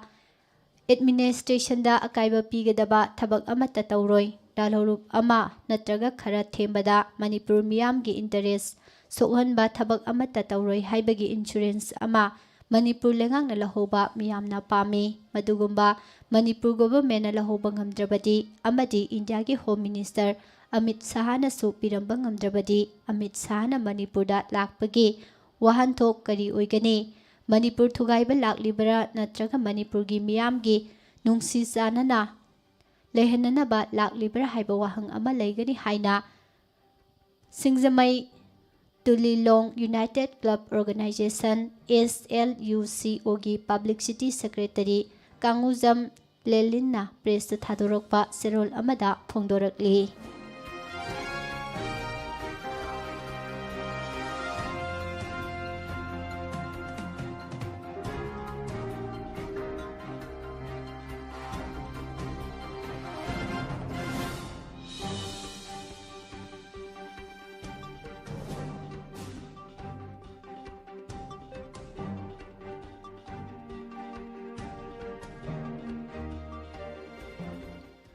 ꯃꯅꯤꯄꯨꯔ ꯁ꯭ꯇꯦꯠ ꯁꯨꯃꯥꯡ ꯂꯤꯂꯥ ꯀꯥꯎꯟꯁꯤꯜꯒꯤ ꯃꯈꯥꯗ ꯁꯦꯝꯈꯤꯕ ꯑꯦꯀꯥꯗꯃꯤ ꯑꯣꯐ ꯃꯣꯏꯔꯥꯡ ꯄꯔꯕ ꯂꯤꯡꯗꯨꯅ ꯗꯤꯁꯦꯝꯕꯔꯒꯤ ꯇꯥꯔꯤꯛ 18ꯗꯒꯤ ꯄꯦꯂꯦꯁ ꯀꯝꯄꯥꯎꯟꯗ ꯂꯩꯕ ꯏꯕꯣꯌꯥꯏꯃ ꯁꯨꯃꯥꯡ ꯂꯤꯂꯥ ꯁꯪꯂꯦꯟꯗ ꯆꯠꯊꯔꯛꯄ ꯐꯦꯁꯇꯤꯚꯦꯜ ꯑꯣꯐ ꯅꯦꯔꯦꯇꯤꯚ ꯑꯥꯔꯠꯁꯀꯤ ꯑꯔꯣꯏꯕꯗ ꯄꯦꯅꯥ ꯁꯩꯁꯛꯀꯤ ꯑꯊꯣꯏ ꯑꯍꯦꯟ ꯄꯥꯡꯊꯣꯛꯈ꯭ꯔꯦ꯫ ꯂꯣꯏꯅꯅ ꯐꯦꯁꯇꯤꯚꯦꯜ ꯑꯁꯤꯒꯤ ꯃꯀꯣꯛ ꯃꯊꯪ ꯇꯥꯈ꯭ꯔꯕꯁꯤꯡꯗꯁꯨ ꯃꯅꯥ ꯌꯦꯟꯊꯣꯛꯈ꯭ꯔꯦ ꯍꯥꯏꯔꯤ꯫ ꯃꯅꯥ ꯌꯦꯟꯊꯣꯛꯄꯒꯤ ꯊꯧꯔꯝ ꯑꯁꯤꯗ ꯑꯊꯣꯏꯕ ꯃꯤꯊꯨꯡꯂꯦꯟ ꯑꯣꯏꯈꯤꯕ MP ꯂꯩꯁꯦꯝꯕ ꯁꯅꯥꯖꯥꯎꯕꯅ ꯉꯁꯤꯒꯤ ꯃꯤꯔꯣꯜꯒꯤ ꯃꯇꯝꯁꯤ ꯂꯩꯔꯛꯂꯤꯕ ꯅꯦꯔꯦꯇꯤꯚ ꯑꯥꯔꯠꯁ ꯐꯣꯔꯝꯁꯤꯡ ꯃꯃꯤ ꯁꯥꯝꯖꯤꯜꯂꯛꯂꯕ ꯑꯃꯅꯤ, ꯑꯗꯨꯅ ꯂꯝꯗꯝ ꯑꯁꯤꯗ ꯂꯩꯔꯤꯕ ꯃꯤꯌꯥꯝꯅ ꯌꯦꯜꯍꯧ ꯏꯁꯩ ꯑꯣꯏꯅ ꯁꯥꯒꯣꯟꯅꯗꯨꯅ ꯂꯥꯛꯂꯕ ꯁꯩꯁꯛꯁꯤꯡ ꯑꯁꯤ ꯌꯣꯛꯈꯠꯃꯤꯟꯅꯕ ꯆꯪꯏ꯫ ꯑꯩꯒꯤ ꯑꯣꯏꯕ ꯊꯧꯗꯣꯛ ꯋꯥꯊꯣꯛ, ꯌꯨꯝ ꯁꯪꯒꯥꯕ, ꯆꯥꯛꯆꯥ ꯍꯩꯖꯥꯅꯕ ꯀꯌꯥꯗꯁꯨ ꯄꯦꯅꯥ ꯐꯝꯁꯛ, ꯈꯣꯡꯖꯣꯝ ꯄꯔꯕ, ꯈꯨꯂꯪ ꯏꯁꯩ, ꯂꯥꯏꯔꯤꯛ ꯍꯥꯏꯕ ꯊꯤꯕꯅꯆꯤꯡꯕ ꯂꯩꯔꯤꯕ ꯀꯌꯥꯁꯤ ꯀꯧꯕꯤꯗꯨꯅ ꯌꯣꯛꯈꯠꯄꯤꯌꯨ꯫ ꯑꯥꯔꯇꯤꯁꯁꯤꯡꯒꯤ ꯃꯐꯝ ꯄꯤꯗ꯭ꯔꯒꯗꯤ ꯌꯣꯛꯈꯠꯄ ꯌꯥꯔꯣꯏ, ꯑꯗꯨꯒ ꯐꯦꯁꯇꯤꯚꯦꯜ ꯄꯥꯡꯊꯣꯛꯄ ꯈꯛꯇꯅꯁꯨ ꯃꯄꯨꯡ ꯐꯥꯅ ꯌꯣꯛꯈꯠꯄ ꯉꯝꯂꯣꯏ꯫ ꯉꯁꯤ ꯃꯥꯡꯁꯤꯜꯂꯛꯂꯕ ꯑꯩꯈꯣꯏꯒꯤ ꯁꯩꯁꯛ ꯀꯌꯥ ꯑꯃ ꯃꯅꯤꯄꯨꯔ ꯁ꯭ꯇꯦꯠ ꯁꯨꯃꯥꯡ ꯂꯤꯂꯥ ꯀꯥꯎꯟꯁꯤꯜꯒꯤ ꯃꯈꯥꯗ ꯂꯤꯡꯖꯕ ꯑꯦꯀꯥꯗꯃꯤ ꯑꯣꯐ ꯃꯣꯏꯔꯥꯡ ꯄꯔꯕꯅ ꯁꯤꯟꯗꯨꯅ ꯐꯦꯁꯇꯤꯚꯦꯜ ꯄꯥꯡꯊꯣꯛꯇꯨꯅ ꯌꯣꯛꯈꯠꯄꯁꯤ ꯆꯥꯎꯊꯣꯛꯆꯩ꯫ ꯃꯊꯪꯒꯤ ꯐꯦꯁꯇꯤꯚꯦꯜꯗꯗꯤ ꯑꯩꯒꯤ ꯃꯥꯏꯀꯩꯗꯒꯤ ꯂꯩꯔꯕꯁꯨ ꯂꯩꯇ꯭ꯔꯕꯁꯨ ꯑꯁꯪꯕ ꯁꯦꯟꯐꯝ ꯄꯨꯊꯣꯛꯆꯒꯅꯤ꯫ ꯃꯁꯤꯗ ꯁꯦꯜ ꯂꯩꯕ ꯉꯥꯛꯇꯅꯁꯨ ꯌꯥꯔꯣꯏ, ꯑꯥꯔꯇꯤꯁꯁꯤꯡ ꯊꯣꯛꯂꯛꯍꯟꯕ ꯆꯪꯏ꯫ ꯑꯩꯈꯣꯏꯒꯤ ꯂꯝꯗꯝꯁꯤꯒꯤ ꯄꯨꯋꯥꯔꯤꯒ ꯁꯥꯒꯣꯟꯅꯔꯛꯂꯕ ꯁꯩꯁꯛ ꯀꯌꯥꯁꯤ ꯃꯥꯡꯈꯤꯗꯅꯕ ꯍꯣꯠꯅꯕꯒꯤ ꯃꯇꯦꯡ ꯄꯥꯡꯖꯕꯅꯤ꯫ ꯑꯩꯈꯣꯏꯒꯤ ꯃꯁꯛ ꯊꯣꯛꯅ ꯂꯩꯖꯔꯛꯂꯕ ꯁꯩꯁꯛꯁꯤꯡ ꯑꯁꯤ ꯃꯥꯡꯈꯤꯗꯅꯕ ꯑꯩꯈꯣꯏ ꯄꯨꯟꯅ ꯌꯣꯛꯈꯠꯃꯤꯟꯅꯁꯤ ꯍꯥꯏꯈꯤ꯫ ꯊꯧꯔꯝ ꯑꯁꯤꯒꯤ ꯄ꯭ꯔꯁꯤꯗꯦꯟꯠ ꯑꯣꯏꯈꯤꯕ Sangeet Natak ꯑꯦꯀꯥꯗꯃꯤꯒꯤ general council new ꯗꯦꯜꯂꯤꯒꯤ ꯃꯦꯝꯕꯔ ꯑꯣꯏꯔꯤꯕꯅ ꯑꯩꯈꯣꯏꯒꯤ ꯂꯩꯖꯔꯛꯂꯕ ꯑꯥꯔꯠꯁ ꯐꯣꯔꯝꯁꯤꯡ ꯑꯁꯤ ꯌꯣꯛꯈꯠꯅꯅꯕ ꯍꯣꯠꯅꯕꯗ ꯁꯪꯒꯤꯠ ꯅꯥꯇꯛ ꯑꯦꯀꯥꯗꯃꯤꯒꯤ ꯃꯥꯏꯀꯩꯗꯒꯤ ꯀꯔꯤ ꯄꯥꯡꯕ ꯌꯥꯕ ꯂꯩꯕꯒꯦ ꯍꯥꯏꯕꯗꯨ ꯑꯩꯈꯣꯏꯒꯤ MP ꯑꯅꯤ ꯂꯩꯔꯤꯕꯁꯤꯡ ꯑꯁꯤꯒ ꯇꯥꯟꯅꯖꯔꯒ ꯄꯥꯡꯖꯒꯦ ꯍꯥꯏꯈꯤ꯫ ꯊꯧꯔꯝ ꯑꯁꯤꯗ ꯁꯛꯅꯥꯏꯔꯕ ꯄꯦꯅꯥ ꯁꯩꯁꯛꯄ ꯁꯤꯅꯥꯝ ꯑꯆꯧꯗ ꯊꯣꯉꯥꯝ ꯁꯥꯟꯇꯤ ꯂꯥꯏꯐꯇꯥꯏꯝ ꯑꯦꯆꯤꯞꯃꯦꯟꯠ ꯑꯦꯋꯥꯔꯗ ꯄꯤꯗꯨꯅ ꯏꯀꯥꯏ ꯈꯨꯝꯅꯈꯤ꯫ ꯑꯦꯋꯥꯔꯗ ꯑꯁꯤ ꯂꯩꯈꯤꯗ꯭ꯔꯕ ꯅꯨꯄꯤ ꯁꯨꯃꯥꯡ ꯂꯤꯂꯥꯒꯤ ꯂꯤꯂꯥꯔꯣꯏ ꯂꯩꯈꯤꯗ꯭ꯔꯕꯤ ꯊꯣꯉꯥꯝ ꯁꯥꯟꯇꯤꯒꯤ ꯃꯆꯥꯅꯨꯄꯥ ꯒꯣꯕꯤꯟꯅ ꯀꯠꯄꯅꯤ꯫ ꯑꯦꯋꯥꯔꯗ ꯑꯁꯤꯗ ꯁꯦꯜ, ꯂꯦꯡꯌꯥꯟ ꯐꯤ ꯑꯃꯗꯤ ꯁꯥꯏꯇꯦꯁꯟ ꯌꯥꯎꯔꯤ꯫ ꯁꯛꯅꯥꯏꯔꯕꯤ ꯃꯣꯏꯔꯥꯡ ꯁꯥꯏ ꯁꯩꯁꯛꯄꯤ ꯂꯥꯡꯉꯊꯦꯜ ꯊꯣꯏꯅꯨꯗ ꯁꯦꯜ, ꯂꯦꯡꯌꯥꯟ ꯐꯤ ꯑꯃꯗꯤ ꯁꯥꯔꯇꯤꯐꯤꯀꯦꯠ ꯄꯤꯗꯨꯅ ꯏꯀꯥꯏ ꯈꯨꯝꯅꯈꯤ꯫ ꯑꯦꯋꯥꯔꯗ ꯑꯁꯤ ꯆꯤꯔꯣꯝ ꯏꯕꯣꯌꯥꯏꯃꯅ ꯀꯠꯄꯅꯤ꯫ ꯊꯧꯔꯝ ꯑꯁꯤꯗ ꯃꯥꯡꯈꯣꯟꯃꯅꯤ ꯃꯣꯡꯁꯥꯕ, ꯏꯔꯨꯡꯕꯝ ꯄꯗꯃꯥꯄꯇꯤ, ꯍꯋꯥꯏꯕꯝ ꯕꯨꯙꯤ, ꯏꯅꯥꯛꯈꯨꯟꯕ, ꯅꯕꯋꯥꯔꯦꯞꯄ ꯈꯨꯃꯟꯊꯦꯝ ꯉꯥꯟꯊꯣꯏ ꯂꯩꯃ, ꯏꯕꯣꯝꯆꯥ ꯈꯨꯃꯟꯊꯦꯝ, ꯗꯣꯅꯥ ꯉꯥꯏꯔꯥꯡꯕꯝ, ꯎꯟꯗꯅꯥ ꯂꯩꯃꯄꯣꯛꯄꯝ, NDU ꯂꯩꯃꯄꯣꯛꯄꯝ ꯑꯃꯗꯤ ꯊꯣꯛꯆꯣꯝ ꯔꯇꯟ ꯀꯨꯃꯥꯔꯕꯨ ꯏꯀꯥꯏ ꯈꯨꯝꯅꯕ ꯎꯠꯈꯤ꯫ ꯐꯦꯁꯇꯤꯚꯦꯜ ꯑꯣꯐ ꯅꯦꯔꯦꯇꯤꯚ ꯑꯥꯔꯠꯁꯀꯤ ꯃꯀꯣꯛ ꯃꯊꯪ ꯇꯥꯈ꯭ꯔꯕꯁꯤꯡꯗꯤ ꯈꯣꯡꯖꯣꯝ ꯄꯔꯕꯒꯤ ꯇꯣꯏꯖꯝ ꯑꯔꯨꯅꯥ ꯆꯅꯨꯅ ꯑꯍꯥꯟꯕ, ꯂꯤꯟꯗꯥ ꯈꯥꯏꯗꯦꯝꯅ ꯑꯅꯤꯁꯨꯕ ꯑꯃꯗꯤ ꯈꯥꯏꯗꯦꯝ ꯂꯟꯆꯦꯟꯕꯤ ꯆꯅꯨꯅ ꯑꯍꯨꯝꯁꯨꯕ,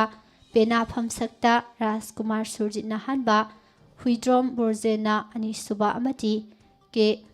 Premkantana Ahumsuba Khongzom Parba Moirang Kangleirolda Maibam Syamna Hanba Thoksom Budana Anisuba Aduga Hais Kingbana Ahumsuba Taki Kulang Isaigida Sundari Amasung Syamna Hanba Herojit Amasung Liri Kombina Anisuba Aduga Dipu Amasung Nanthoibi Chanuna Bidyarani Amasung Yaipabana Ahumsuba Moirang Saidana Huirem Sangitana Hanba Tongam Laijing Kombina Anisuba Aduga Komdram Rosina Ahumsuba Manafangki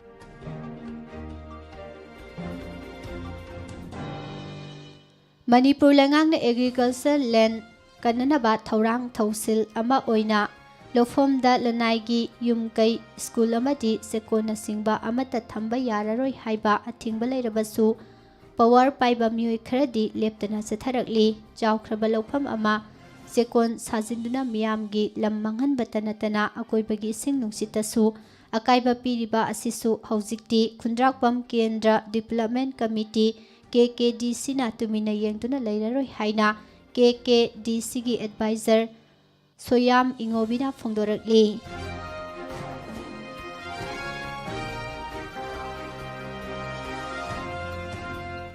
Kaching District Police na tongan ba mafamsingda drive chathabaga loinana yungo amadi yungang sing phagatpa ngamkhre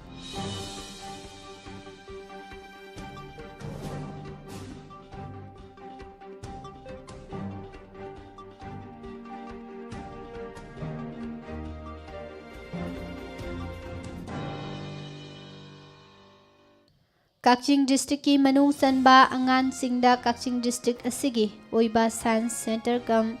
Planetarium ama athubada thamnanaba honaragani haina Kaching asigi MLA Mayanglambam Rameswar da phongdokre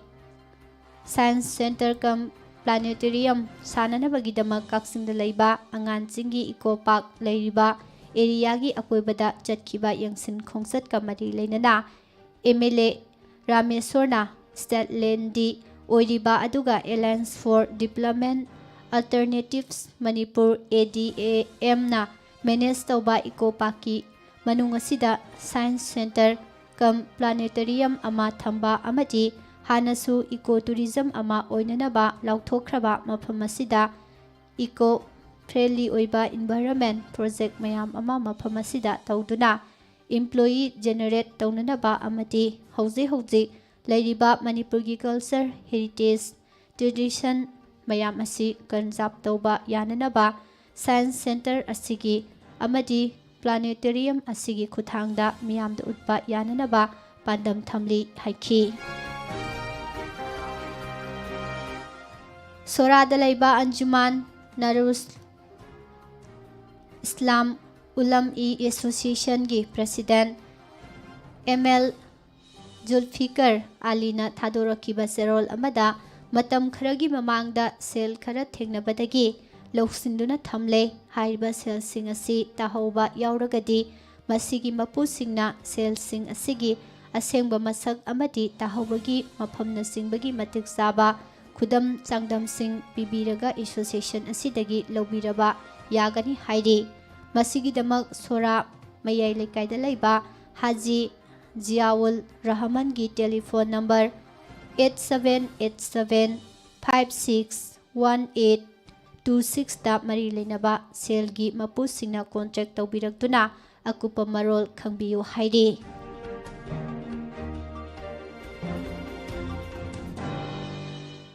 Riznan Institute of Medical Sciences RIMS da layeng tuna lairakliba Imphal da nuktigi Ayukta Phongba English Fause The Morning Bell gi Circulation Staff Oriba Wahengbam Somananda Luang Sahi Kuntra Tareta Selgi Mateng Pangkre Mateng Singarang All Manipur Newspapers and Electronics Media Employees Association AMNEMEA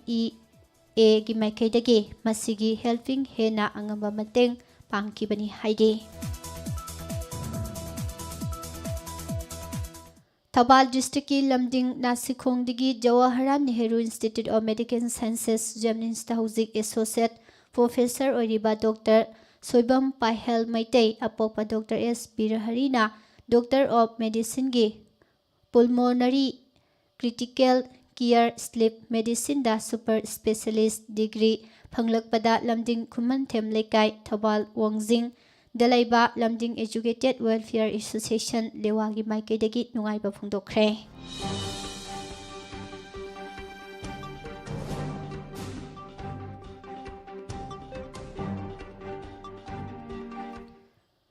Kontha ahalupna koliba mafamsingda war on drug ki mayokta sathaba drive ki makha taba oina ngarang number 4 yolambagi damak miyoi ani phare haina youth club kam information center YCCIC gi secretary N Sanjoyna thadorokpa zerol amada phongdorakli zerol asina makha tana hai number 4 yolambagi damak pharba miyoi ani asina phongdorokpagi matung ina wahengbam PRA Mapuroiba W. Ramanandana Yolakpani Haiba Kanglaba Matungda Haingang Pulista Pau Pibaga Loinana Mahaki Imung Manungda Thiba Humba Chatharaba Matungda Miyoi Asi Pukibani Haiba Miyoi Ani W. PRA Amati Mapuroiba W. Ramananda Kontha Ahalup Makha Lekai Dalaiba Miyoi Asida Kayarak Hanna number 4 Yolambagi Damak Pagat Kibagi Record Oina Pallabada Mars ki tarik Mari May ki tarik Tara ka Mari August ki tarik Kungganipan amasung December ki tarik Kungahumdoida Lekai Amadi Kungi Club Mayra Paibina Kayarak Hana Miyoy Sing Asi Paduna Warak Wate Masu Laikrabani number 4 Yonduna Lekai gi Inkhalak Liba Nahasing Amadi Kunai Asibu Manghananaba Honariba Miyoy Asibu Matik Saba Serak Bibiyu amasung Mayay Kaba Chinjak ki Mayok Talay Riba Government amasung lupsing nasu hiram asigi matangda mateng pangbiyu haina cherol asina makhatari amaromda thaudok asigi matangda ngarang youth club kam information center YCCIC Kontha Ahalup social welfare club amati Maira Paibina Sinduna Imphal laiba press club da pawgi mifam amasu pangthoktuna lengaki pukning sungsinkhre haidi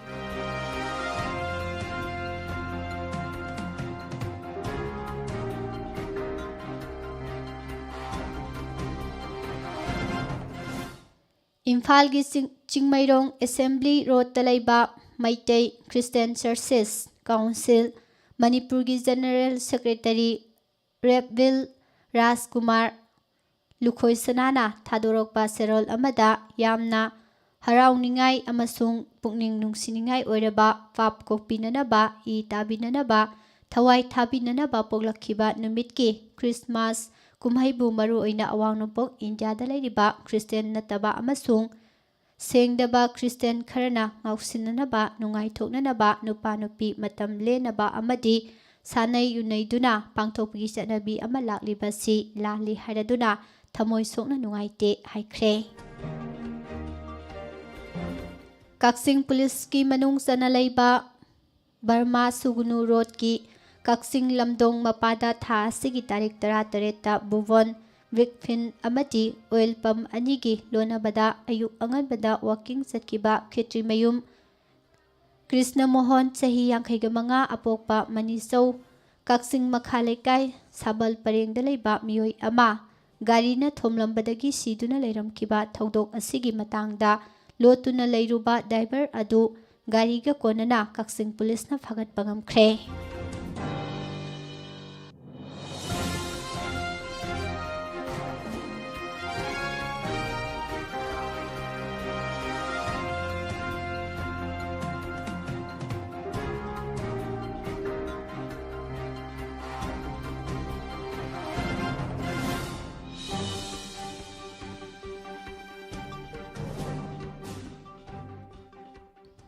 Tha Sigi Tarik Taraga Tareta NDNPS ki Special Court Amana Hokiba Sahi English Ani Taraga Nipanda Yamlaba Drug Case ka Mari Lenana Phakiba Hanagi Chandel ADC ki Chairman Lukhosai Zaubu Mara Leite Haina Thadokiba Asibu Taramna Okpaga Loinana Miyoi Kanglup Kharna Amuk Maran Sizinana Bahonariba Si Kudaktagi Lepkadabani Haina Phongdorakli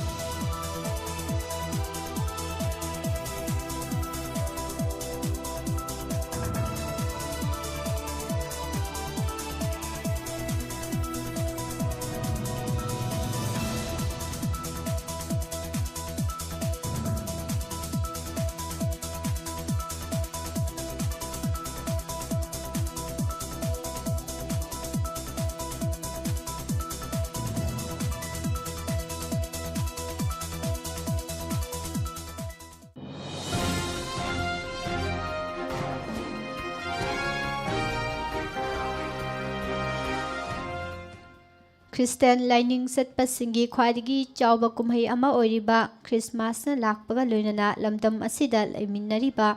ꯈꯨꯟꯗꯥꯃꯤꯟꯅꯔꯤꯕ ꯃꯤꯌꯥꯝꯗ United front Manipur ꯑꯃꯗꯤ Manipur peoples democratic ꯐ꯭ꯔꯟꯠꯅ ꯌꯥꯏꯐ ꯄꯥꯎꯖꯦꯜ ꯄꯤꯔꯛꯂꯤ꯫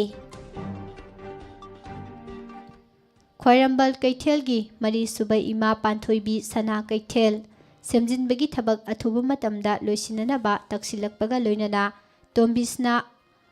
ꯁ꯭ꯀꯨꯜꯗ ꯍꯧꯖꯤꯛ ꯀꯩꯊꯦꯜ ꯑꯃ ꯁꯦꯝꯒꯠ ꯁꯥꯒꯠꯄꯒꯤ ꯊꯕꯛ ꯄꯥꯏꯈꯠꯂꯤꯕ ꯑꯁꯤ ꯂꯣꯏꯁꯤꯟꯗꯨꯅ ꯑꯇꯦꯟꯕ ꯃꯇꯝꯒꯤ ꯃꯅꯨꯡꯗ ꯀꯩꯊꯦꯜ ꯐꯝꯕ ꯌꯥꯅꯅꯕ ꯃꯔꯤ ꯂꯩꯅꯕꯁꯤꯡꯒꯤ ꯄꯨꯛꯅꯤꯡ ꯆꯤꯡꯁꯤꯜꯂꯛꯂꯤ꯫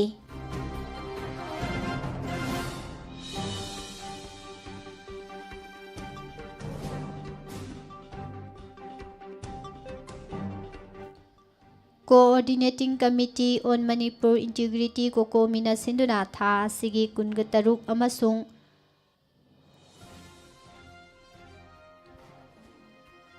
ꯄꯨꯡ 11 ꯇꯥꯕ ꯃꯇꯝꯗ ꯁꯤꯇꯤ ꯀꯟꯚꯦꯟꯁꯟꯗ ꯄꯤꯄꯜꯁ ꯀꯟꯚꯦꯟꯁꯟ ꯑꯣꯟ ꯁ꯭ꯄꯤꯁꯦꯜ ꯁ꯭ꯇꯦꯇꯁ ꯐꯣꯔ ꯃꯅꯤꯄꯨꯔ ꯀꯪꯂꯩꯄꯥꯛꯀꯤ ꯃꯇꯥꯡꯗ ꯈꯟꯅ ꯅꯩꯅꯅꯕꯒꯤ ꯊꯧꯔꯝ ꯑꯃ ꯄꯥꯡꯊꯣꯛꯀꯅꯤ ꯍꯥꯏꯅ ꯇꯧꯔꯝꯕ ꯑꯁꯤ ꯈꯨꯗꯣꯡꯆꯥꯗꯕ ꯈꯔ ꯂꯩꯕꯗꯒꯤ ꯏꯝꯐꯥꯜꯒꯤ ꯖꯦꯝ ꯍꯣꯜꯗ ꯑꯣꯏꯅ ꯄꯥꯡꯊꯣꯛꯂꯒꯅꯤ ꯍꯥꯏꯔꯤ꯫ ꯍꯤꯔꯝ ꯑꯁꯤꯒ ꯃꯔꯤ ꯂꯩꯅꯅ ꯀꯣꯀꯣꯃꯤꯒꯤ ꯃꯦꯗꯤꯌꯥ ꯀꯣꯑꯣꯔꯗꯤꯅꯦꯇꯔꯅ ꯊꯥꯗꯣꯔꯛꯄ ꯆꯦꯔꯣꯜ ꯑꯃꯗ ꯊꯧꯔꯝ ꯑꯁꯤꯗ ꯃꯔꯨꯑꯣꯏꯅ ꯄꯨꯟꯅ ꯍꯤꯡꯃꯤꯟꯅꯕ, ꯄꯨꯟꯅ ꯆꯥꯎꯈꯠꯃꯤꯟꯅꯕ, ꯑꯄꯤꯛꯄ ꯐꯨꯔꯨꯞꯇꯒꯤ ꯍꯧꯔꯒ ꯑꯆꯧꯕ ꯐꯨꯔꯨꯞꯁꯤꯡ ꯆꯞ ꯃꯥꯟꯅꯕ ꯔꯥꯏꯠ ꯐꯪꯍꯟꯕ ꯍꯥꯏꯕ ꯍꯤꯔꯝꯁꯤꯗ ꯃꯔꯨꯑꯣꯏꯅ ꯈꯟꯅꯒꯅꯤ꯫ ꯊꯧꯔꯝ ꯑꯁꯤꯗ ꯃꯤꯌꯥꯝꯅ ꯁꯔꯨꯛ ꯌꯥꯅꯅꯕ ꯑꯃꯗꯤ ꯁ꯭ꯄꯤꯁꯦꯜ ꯁ꯭ꯇꯦꯇꯁ ꯇꯥꯟꯕꯗ ꯑꯃꯠꯇ ꯑꯣꯏꯅ ꯁꯧꯒꯠꯅꯅꯕꯁꯨ ꯑꯄꯤꯜ ꯇꯧꯔꯛꯂꯤ꯫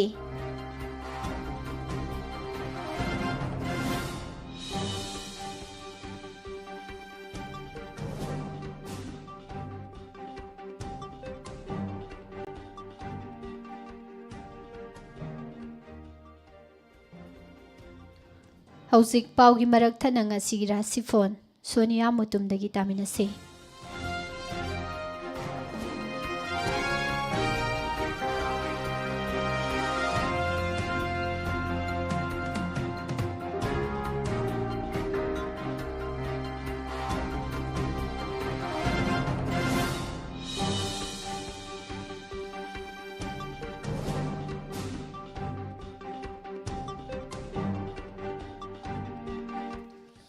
ꯃꯦꯁ ꯔꯥꯁꯤ ꯄꯟꯗꯨꯅ ꯂꯩꯔꯝꯕ ꯊꯕꯛ ꯄꯥꯡꯕ, ꯃꯤꯉꯣꯟꯗ ꯂꯩꯈꯤꯕ ꯁꯦꯜ-ꯊꯨꯝ ꯊꯧꯖꯤꯟꯕ ꯌꯥꯕ ꯑꯃꯗꯤ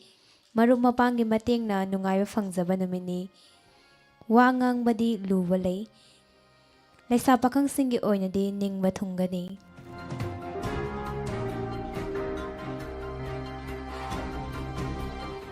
ꯕꯤꯔ ꯔꯥꯁꯤ ꯂꯦꯡꯗꯕ ꯂꯟ ꯆꯥꯎꯈꯠꯄꯒꯤ ꯅꯨꯡꯉꯥꯏꯕ ꯑꯃꯗꯤ ꯉꯥꯡ ꯁꯛꯄ ꯍꯩꯕꯅ ꯀꯥꯟꯅꯒꯗꯕ ꯅꯨꯃꯤꯠꯅꯤ꯫ ꯃꯤ ꯊꯥꯖꯕ ꯑꯃꯗꯤ ꯍꯟꯊꯕ ꯂꯣꯏꯅꯕꯅ ꯃꯥꯡꯖꯒꯅꯤ, ꯑꯆꯨꯝꯕ ꯆꯠꯂꯨ ꯌꯥꯏꯐꯒꯅꯤ꯫ ꯂꯩꯁꯥ ꯄꯥꯈꯪꯁꯤꯡꯒꯤ ꯑꯣꯏꯅꯗꯤ ꯋꯥꯔꯧꯅꯕ ꯂꯩꯒꯅꯤ, ꯆꯔꯥꯡꯅꯒꯅꯨ꯫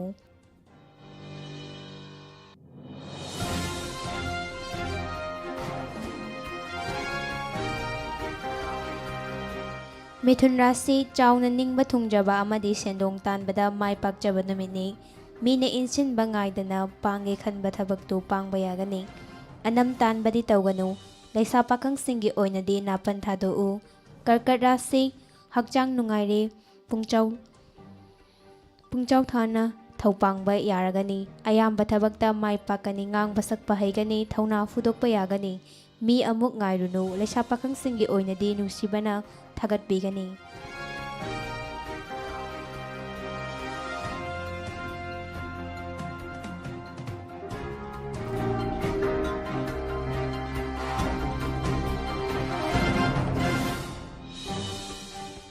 ꯁꯤꯡꯍꯥ ꯔꯥꯁꯤ ꯑꯌꯦꯛ ꯑꯄꯟ ꯀꯣꯛꯆꯒꯅꯤ, ꯈꯥꯡꯕ ꯀꯟꯕꯒꯤ ꯀꯥꯟꯅꯕꯇ ꯅꯠꯇꯅ ꯌꯦꯛꯅꯕꯁꯨ ꯃꯤꯅ ꯉꯝꯂꯣꯏ꯫ ꯏꯃꯨꯡ ꯃꯅꯨꯡ ꯂꯣꯏꯅꯕꯅ ꯁꯤꯡꯕ ꯑꯣꯏꯒꯅꯤ, ꯍꯨꯔꯥꯟꯕꯅ ꯊꯕꯛꯇ ꯌꯦꯡꯊꯤ꯫ ꯂꯩꯁꯥ ꯄꯥꯈꯪꯁꯤꯡꯒꯤ ꯑꯣꯏꯅꯗꯤ ꯑꯔꯣꯟꯕ ꯋꯥ ꯉꯥꯡꯒꯅꯨ꯫ ꯀꯩꯅꯥ ꯔꯥꯁꯤ ꯅꯥꯄꯟ ꯇꯧꯔꯗꯤ ꯃꯔꯨꯞꯅ ꯋꯥꯔꯧꯒꯅꯤ꯫ ꯐꯠꯇꯕ ꯋꯥꯈꯜꯅ ꯃꯥꯡꯑꯣꯏꯅꯔꯗꯤ ꯂꯥꯏ ꯒꯨꯔꯨꯅ ꯇꯥꯊꯤꯒꯅꯤ ꯑꯃꯗꯤ ꯀꯤꯕ ꯅꯪꯒꯅꯤ꯫ ꯅꯊꯛ ꯊꯣꯡꯕꯅ ꯉꯥꯡꯕ ꯂꯧꯔꯗꯤ ꯅꯔꯜ ꯆꯥꯎꯈꯠꯀꯅꯤ꯫ ꯂꯩꯁꯥ ꯄꯥꯈꯪꯁꯤꯡꯒꯤ ꯑꯣꯏꯅꯗꯤ ꯅꯨꯡꯁꯤꯕꯅ ꯆꯥꯟꯕꯤ꯫ ꯇꯨꯂꯥ ꯔꯥꯁꯤ ꯅꯤꯡꯕ ꯈ꯭ꯋꯥꯏꯗꯒꯤ ꯍꯦꯟꯅ ꯊꯨꯡꯖꯕ ꯑꯃꯗꯤ ꯑꯣꯏꯖ ꯑꯣꯏꯊꯛ ꯐꯪꯕ ꯅꯨꯃꯤꯠꯅꯤ꯫ ꯃꯥꯡꯂꯣꯝꯗ ꯆꯤꯡꯅꯗꯅ ꯆꯠꯁꯤꯜꯂꯨ, ꯀꯅꯥꯅꯁꯨ ꯂꯥꯛꯆꯕ ꯉꯝꯂꯣꯏ, ꯃꯤꯡꯆꯠꯇꯨꯝ ꯐꯪꯖꯒꯅꯤ꯫ ꯂꯩꯁꯥ ꯄꯥꯈꯪꯁꯤꯡꯒꯤ ꯑꯣꯏꯅꯗꯤ ꯅꯨꯡꯁꯤꯕ ꯐꯪꯅꯩ, ꯅꯨꯡꯉꯥꯏ꯫ ꯕꯤꯔꯁꯤꯛ ꯔꯥꯁꯤ ꯃꯥꯏ ꯄꯥꯛꯄꯩ ꯅꯨꯡꯉꯥꯏꯕ, nathak thongbana soidana chanbiba amadi wanom thaunom kanba numini naknabadai chauna kanaba fangani chindi chekshilu laisa pakhang singi oinadi nungsiba fangjai. Danu Rasi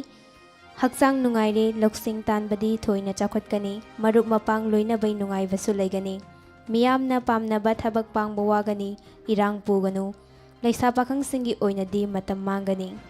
Makar Rasi laibak faba amadi mikok thongba warabasu nachananai lamda nungai jaba amadi aningba thabak laina pangbadi laigani miyamna su yamna thagat pigani laisa pakhang singi oinadi nungsibana chanbi.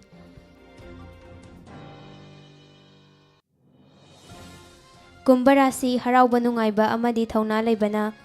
afaba mafam kanjaba numini akiba amadi chingnaba thadou mai pakpa amadi arang arak phangba numini laisa pakhang singi oinadi laibak phagani. Mina Rasi marum mapang amadi imung manung punna thopangminabagi nungaiba phangjau haiba lei ayatpa kokjanabat natana poram sendokpasu haigani khutta chawganu laisa pakhang singi oinadi ngangbada Rasi yaugani.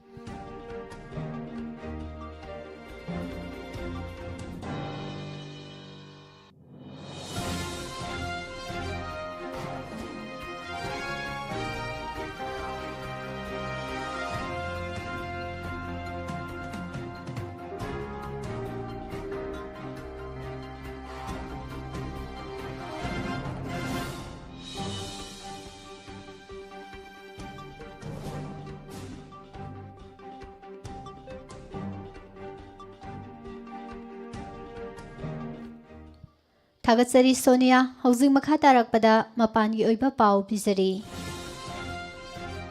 Chief Justice of India CJI Sharad Arvind Bobde na tonglakhiba Air India flight Kolkata airport dagi paikhat khraba matung minute khara leiraga emergency landing tawkhre haina source amana phongdorakli. Pung kunga mari ki manungda COVID-19 positive case taraga manga thengnakibaga loinana Mizoramda hojik phawbagi oina apunba case lising mari jamaga yankhai taruk yaukhre.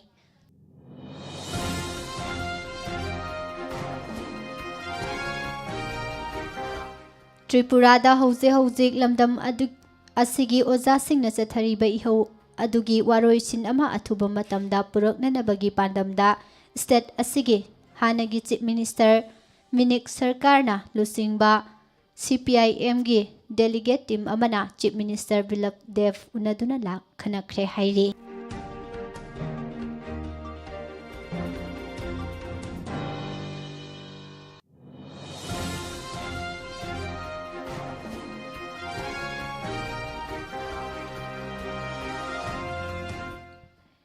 Union Minister of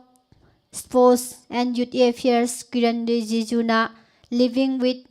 the liver haiba wafam asida yumpham oiba Brahmaputra Anmantran Abhiyan haina mingthonba rafting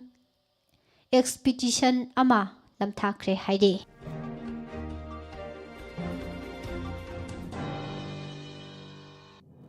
Laumin singna pukhalakhiba isu khudingmakki matangda maram chana waroisin puroknanaba sem sare hairaduna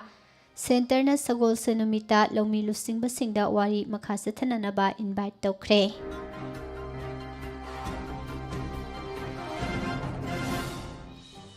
Bihar gi Bhojpur district da Rashtriya Janata Dal gi leader ama nomaina kaptuna hatkre mahaki haksang Sagol Senumita thengnakhibani haide. UK dagi Delhi airport ta thunglakhiba nupi ama Delhi quarantine center dagi authority khanghandana senthokhraba matung train tongduna Andhra Pradesh tamna chatkhre hairi.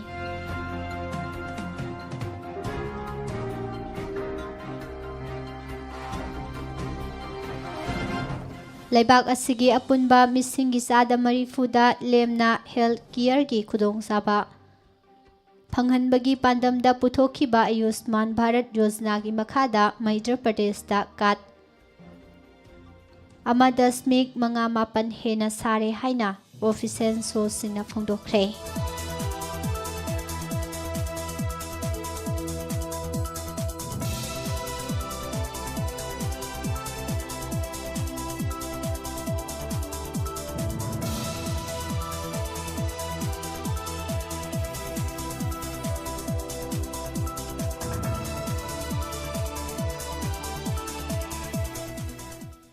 इथियोपियागी ट्रबसिंगना लेबाक असिगी नोंगचुप थंगबा बेनिसांगुल गुमुस लमदमदा मखल मखा कयागी खुलाई पाइबा मियोइसिंगा कन्ना खुद थोंगनखिबगा लोइनना federal ट्रबसिंगना खुलाई पाइबा मियोइ निफुगनी थोइ हाटख्रे अमसुंग लिरुंग तेंजई अमसुंग अतै खुलाई कया फारे हाइना स्टेटना चलाइबा फाना टीवीगी रिपोर्ट अमना फोंदोखरे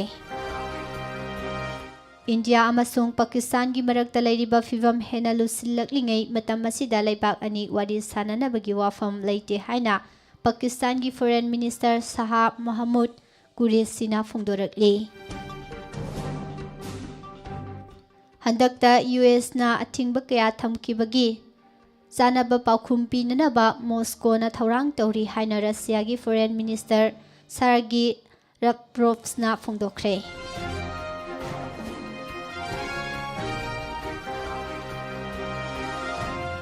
इजराइल की पार्लियामेंट मुथतखिबगा लोइनना लेबाक असिदा मरिरक सुबोइना मिखल पांगथोकलगनी कोरोना वायरस की अनौबा स्ट्रेनदगी चेक्सिनबा ओइना चाइनाना यूनाइटेड किंगडमदा पाइगदबा अमसुंग लेबाक असिदा लाकदबा डायरेक्ट फ्लाइटसिंग मतम कक्तना थिंगलगनी हाइना चाइनीज फॉरेन मिनिस्टर की स्पोक्समैन वांग वेनबिनना फोंदोरक्ली इजराइल गा मुक्नाबगी फिबम असी इंटरनेशनल फ्रेमवर्क अमगी मनुंगदा अमसुंग इंटरनेशनल लॉदा युमफम ओइरगा लेखाई तागदबनी हाइना पैलेस्टीनियन प्राइम मिनिस्टर मोहम्मद स्टायेना फोंदोखरे ब्रिटेन दा नोबल कोरोना वायरस की अनीसुबा अनौबा वेरिएंट अमा थेंगनख्रबा मतुंगदा हौकिबा एप्रिल दगी हौजिक फाउबगी ओइना लेबाक असिदा नोमगी मनुंगदा कोविड-19 ना मी मसिंग ख्वाइदगी यामना सिहनबा थेंगनख्रे हाइरी ऑफिशियल लीडर्स सिंगी मतुंग इना यूके दा युमसकैसा नुमिता कोविड की मिसिंग 494 रिपोर्ट तौखी मसिना लेबाक असिदा पेंडेमिक असिदा सिखिबा मी मसिंग 1958 यौख्रे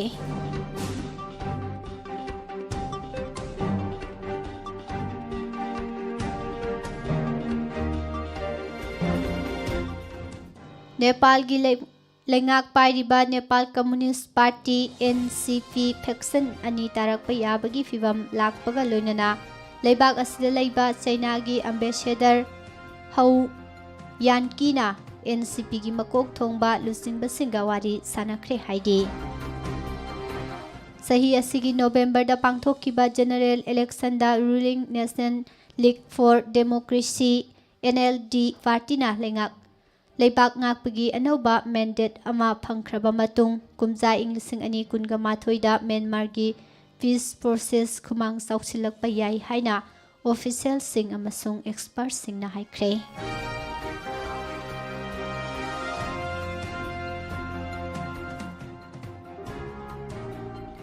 Housing makha tarakpada sanabagi pau Nirmala Thangsamdagi mutaminasi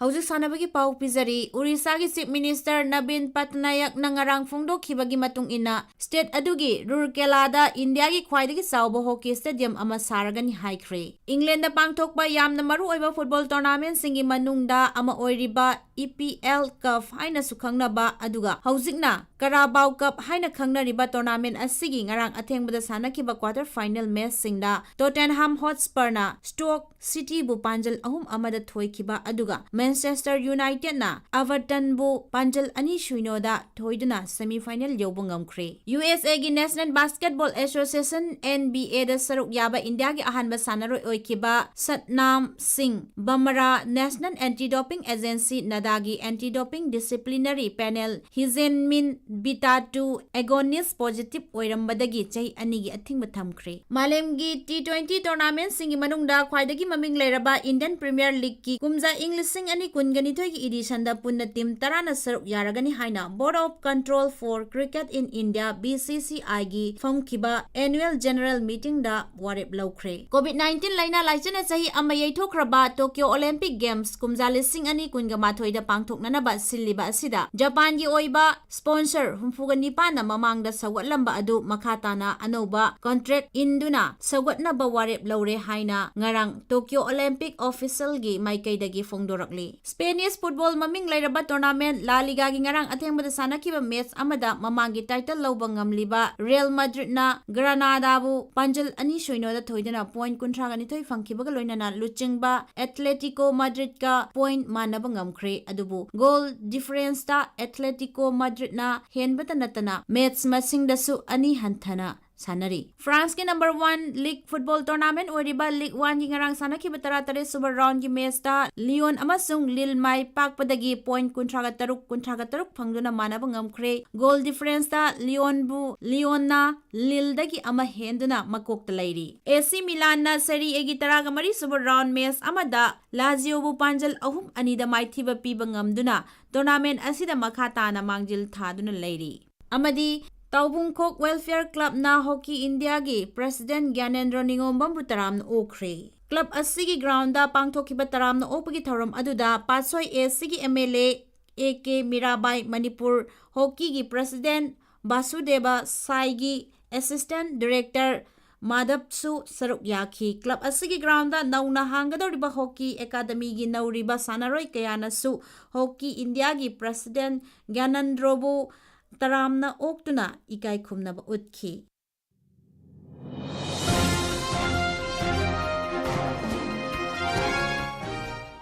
ꯊꯥꯒꯠꯆꯔꯤ ꯅꯤꯔꯃꯂꯥ꯫ ꯂꯣꯏꯁꯤꯜꯂꯛꯄꯗ ꯃꯔꯨꯑꯣꯏꯕ ꯄꯥꯎ ꯑꯃꯨꯛꯀ ꯍꯟꯅ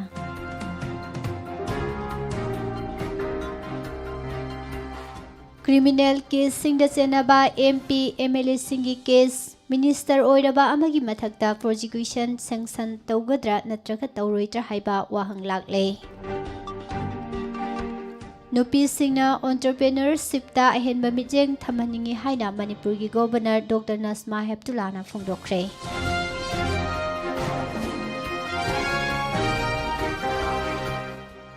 MSPDCLꯒꯤ DGMꯒꯤ ꯒꯥꯔꯤ ꯂꯝꯕꯤꯗꯒꯤ ꯍꯣꯝ ꯃꯤꯅꯤꯁꯇꯔ ꯂꯥꯛꯄꯗ ꯁꯤꯖꯤꯟꯅꯅꯕꯅꯤ ꯍꯥꯏꯅ ꯂꯧꯍꯧꯔꯦ ꯍꯥꯏꯔꯤ꯫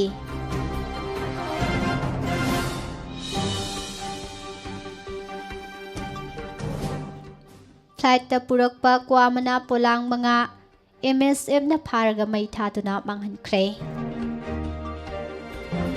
ꯈ꯭ꯔꯤꯁꯇꯦꯟ ꯂꯥꯏꯅꯤꯡ ꯆꯠꯄꯁꯤꯡꯒꯤ ꯈ꯭ꯋꯥꯏꯗꯒꯤ ꯆꯥꯎꯕ ꯀꯨꯝꯍꯩ ꯑꯃ ꯑꯣꯏꯔꯤꯕ ꯈ꯭ꯔꯤꯁꯃꯥꯁꯅ ꯂꯥꯛꯄꯗ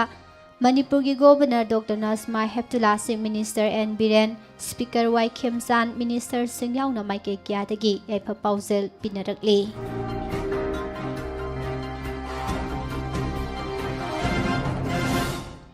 union home minister Amit Shah ꯇꯔꯥꯝꯅ ꯑꯣꯛꯄꯒꯤ ꯊꯧꯔꯝꯗ ꯃꯤꯌꯥꯝꯅ ꯁꯔꯨꯛ ꯌꯥꯕꯤꯌꯨ ꯍꯥꯏꯅ ꯆꯤꯐ ꯃꯤꯅꯤꯁꯇꯔꯅ ꯐꯣꯡꯗꯣꯔꯛꯂꯤ꯫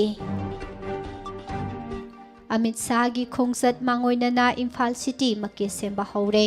ꯆꯨꯔꯥꯆꯥꯟꯄꯨꯔ ꯃꯦꯗꯤꯀꯦꯜ ꯀꯣꯂꯦꯖ ꯎꯔꯦꯞ ꯎꯌꯨꯡ ꯇꯝꯒꯗꯧꯔꯤ꯫ ꯃꯌꯨꯝ ꯄꯥꯜꯂꯕ ꯅꯨꯄꯤꯁꯤꯡ ꯃꯄꯨꯔꯣꯏꯕꯅ ꯑꯣꯠ ꯅꯩꯕꯒꯤ ꯃꯦꯞꯇ ꯃꯅꯤꯄꯨꯔ ꯌꯥꯎꯔꯦ꯫ ꯃꯄꯨꯔꯣꯏꯕꯒꯤ ꯃꯤꯑꯣꯠ ꯃꯤꯅꯩ ꯐꯪꯕꯗ ꯃꯅꯤꯄꯨꯔꯅ ꯏꯟꯗꯤꯌꯥꯒꯤ 3ꯁꯨꯕ ꯁ꯭ꯇꯦꯠ ꯑꯣꯏꯔꯦ꯫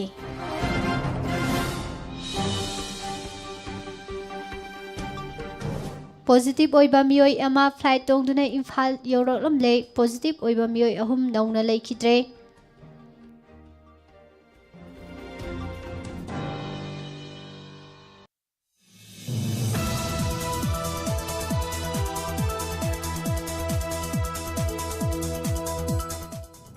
ꯂꯨꯈꯣꯁꯩ ꯖꯧꯒꯤ ꯀꯦꯁꯇ ꯀꯗꯥꯅ ꯆꯤꯐ ꯃꯤꯅꯤꯁꯇꯔ ꯑꯦꯟ ꯕꯤꯔꯦꯟꯗ ꯃꯦꯃꯣꯔꯦꯟꯗꯝ ꯄꯤꯁꯤꯟꯈ꯭ꯔꯦ ꯍꯥꯏꯔꯤ꯫ ꯑꯃꯗꯤ ꯂꯣꯛꯇꯥꯛ ꯄꯥꯠꯀꯤ ꯑꯀꯣꯏꯕꯗ ꯂꯝ ꯈꯣꯞꯆꯤꯜꯂꯛꯄ ꯂꯦꯞꯇꯅ ꯍꯦꯟꯒꯠꯂꯛꯂꯤ꯫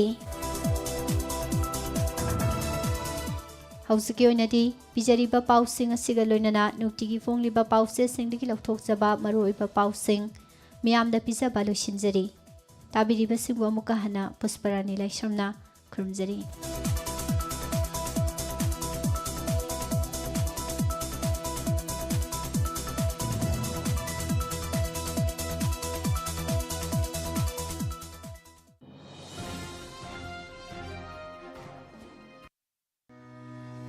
ꯃꯤꯌꯥꯝꯗ ꯀꯔꯤꯒꯨꯝꯕ ꯑꯃꯇꯪ ꯈꯪꯍꯟꯖꯔꯤ ꯃꯗꯨꯗꯤ ꯈꯣꯡꯖꯣꯝ ꯕꯖꯥꯔꯗ ꯂꯩꯕ ꯍꯩꯒ꯭ꯔꯨꯖꯝ ꯃꯦꯝ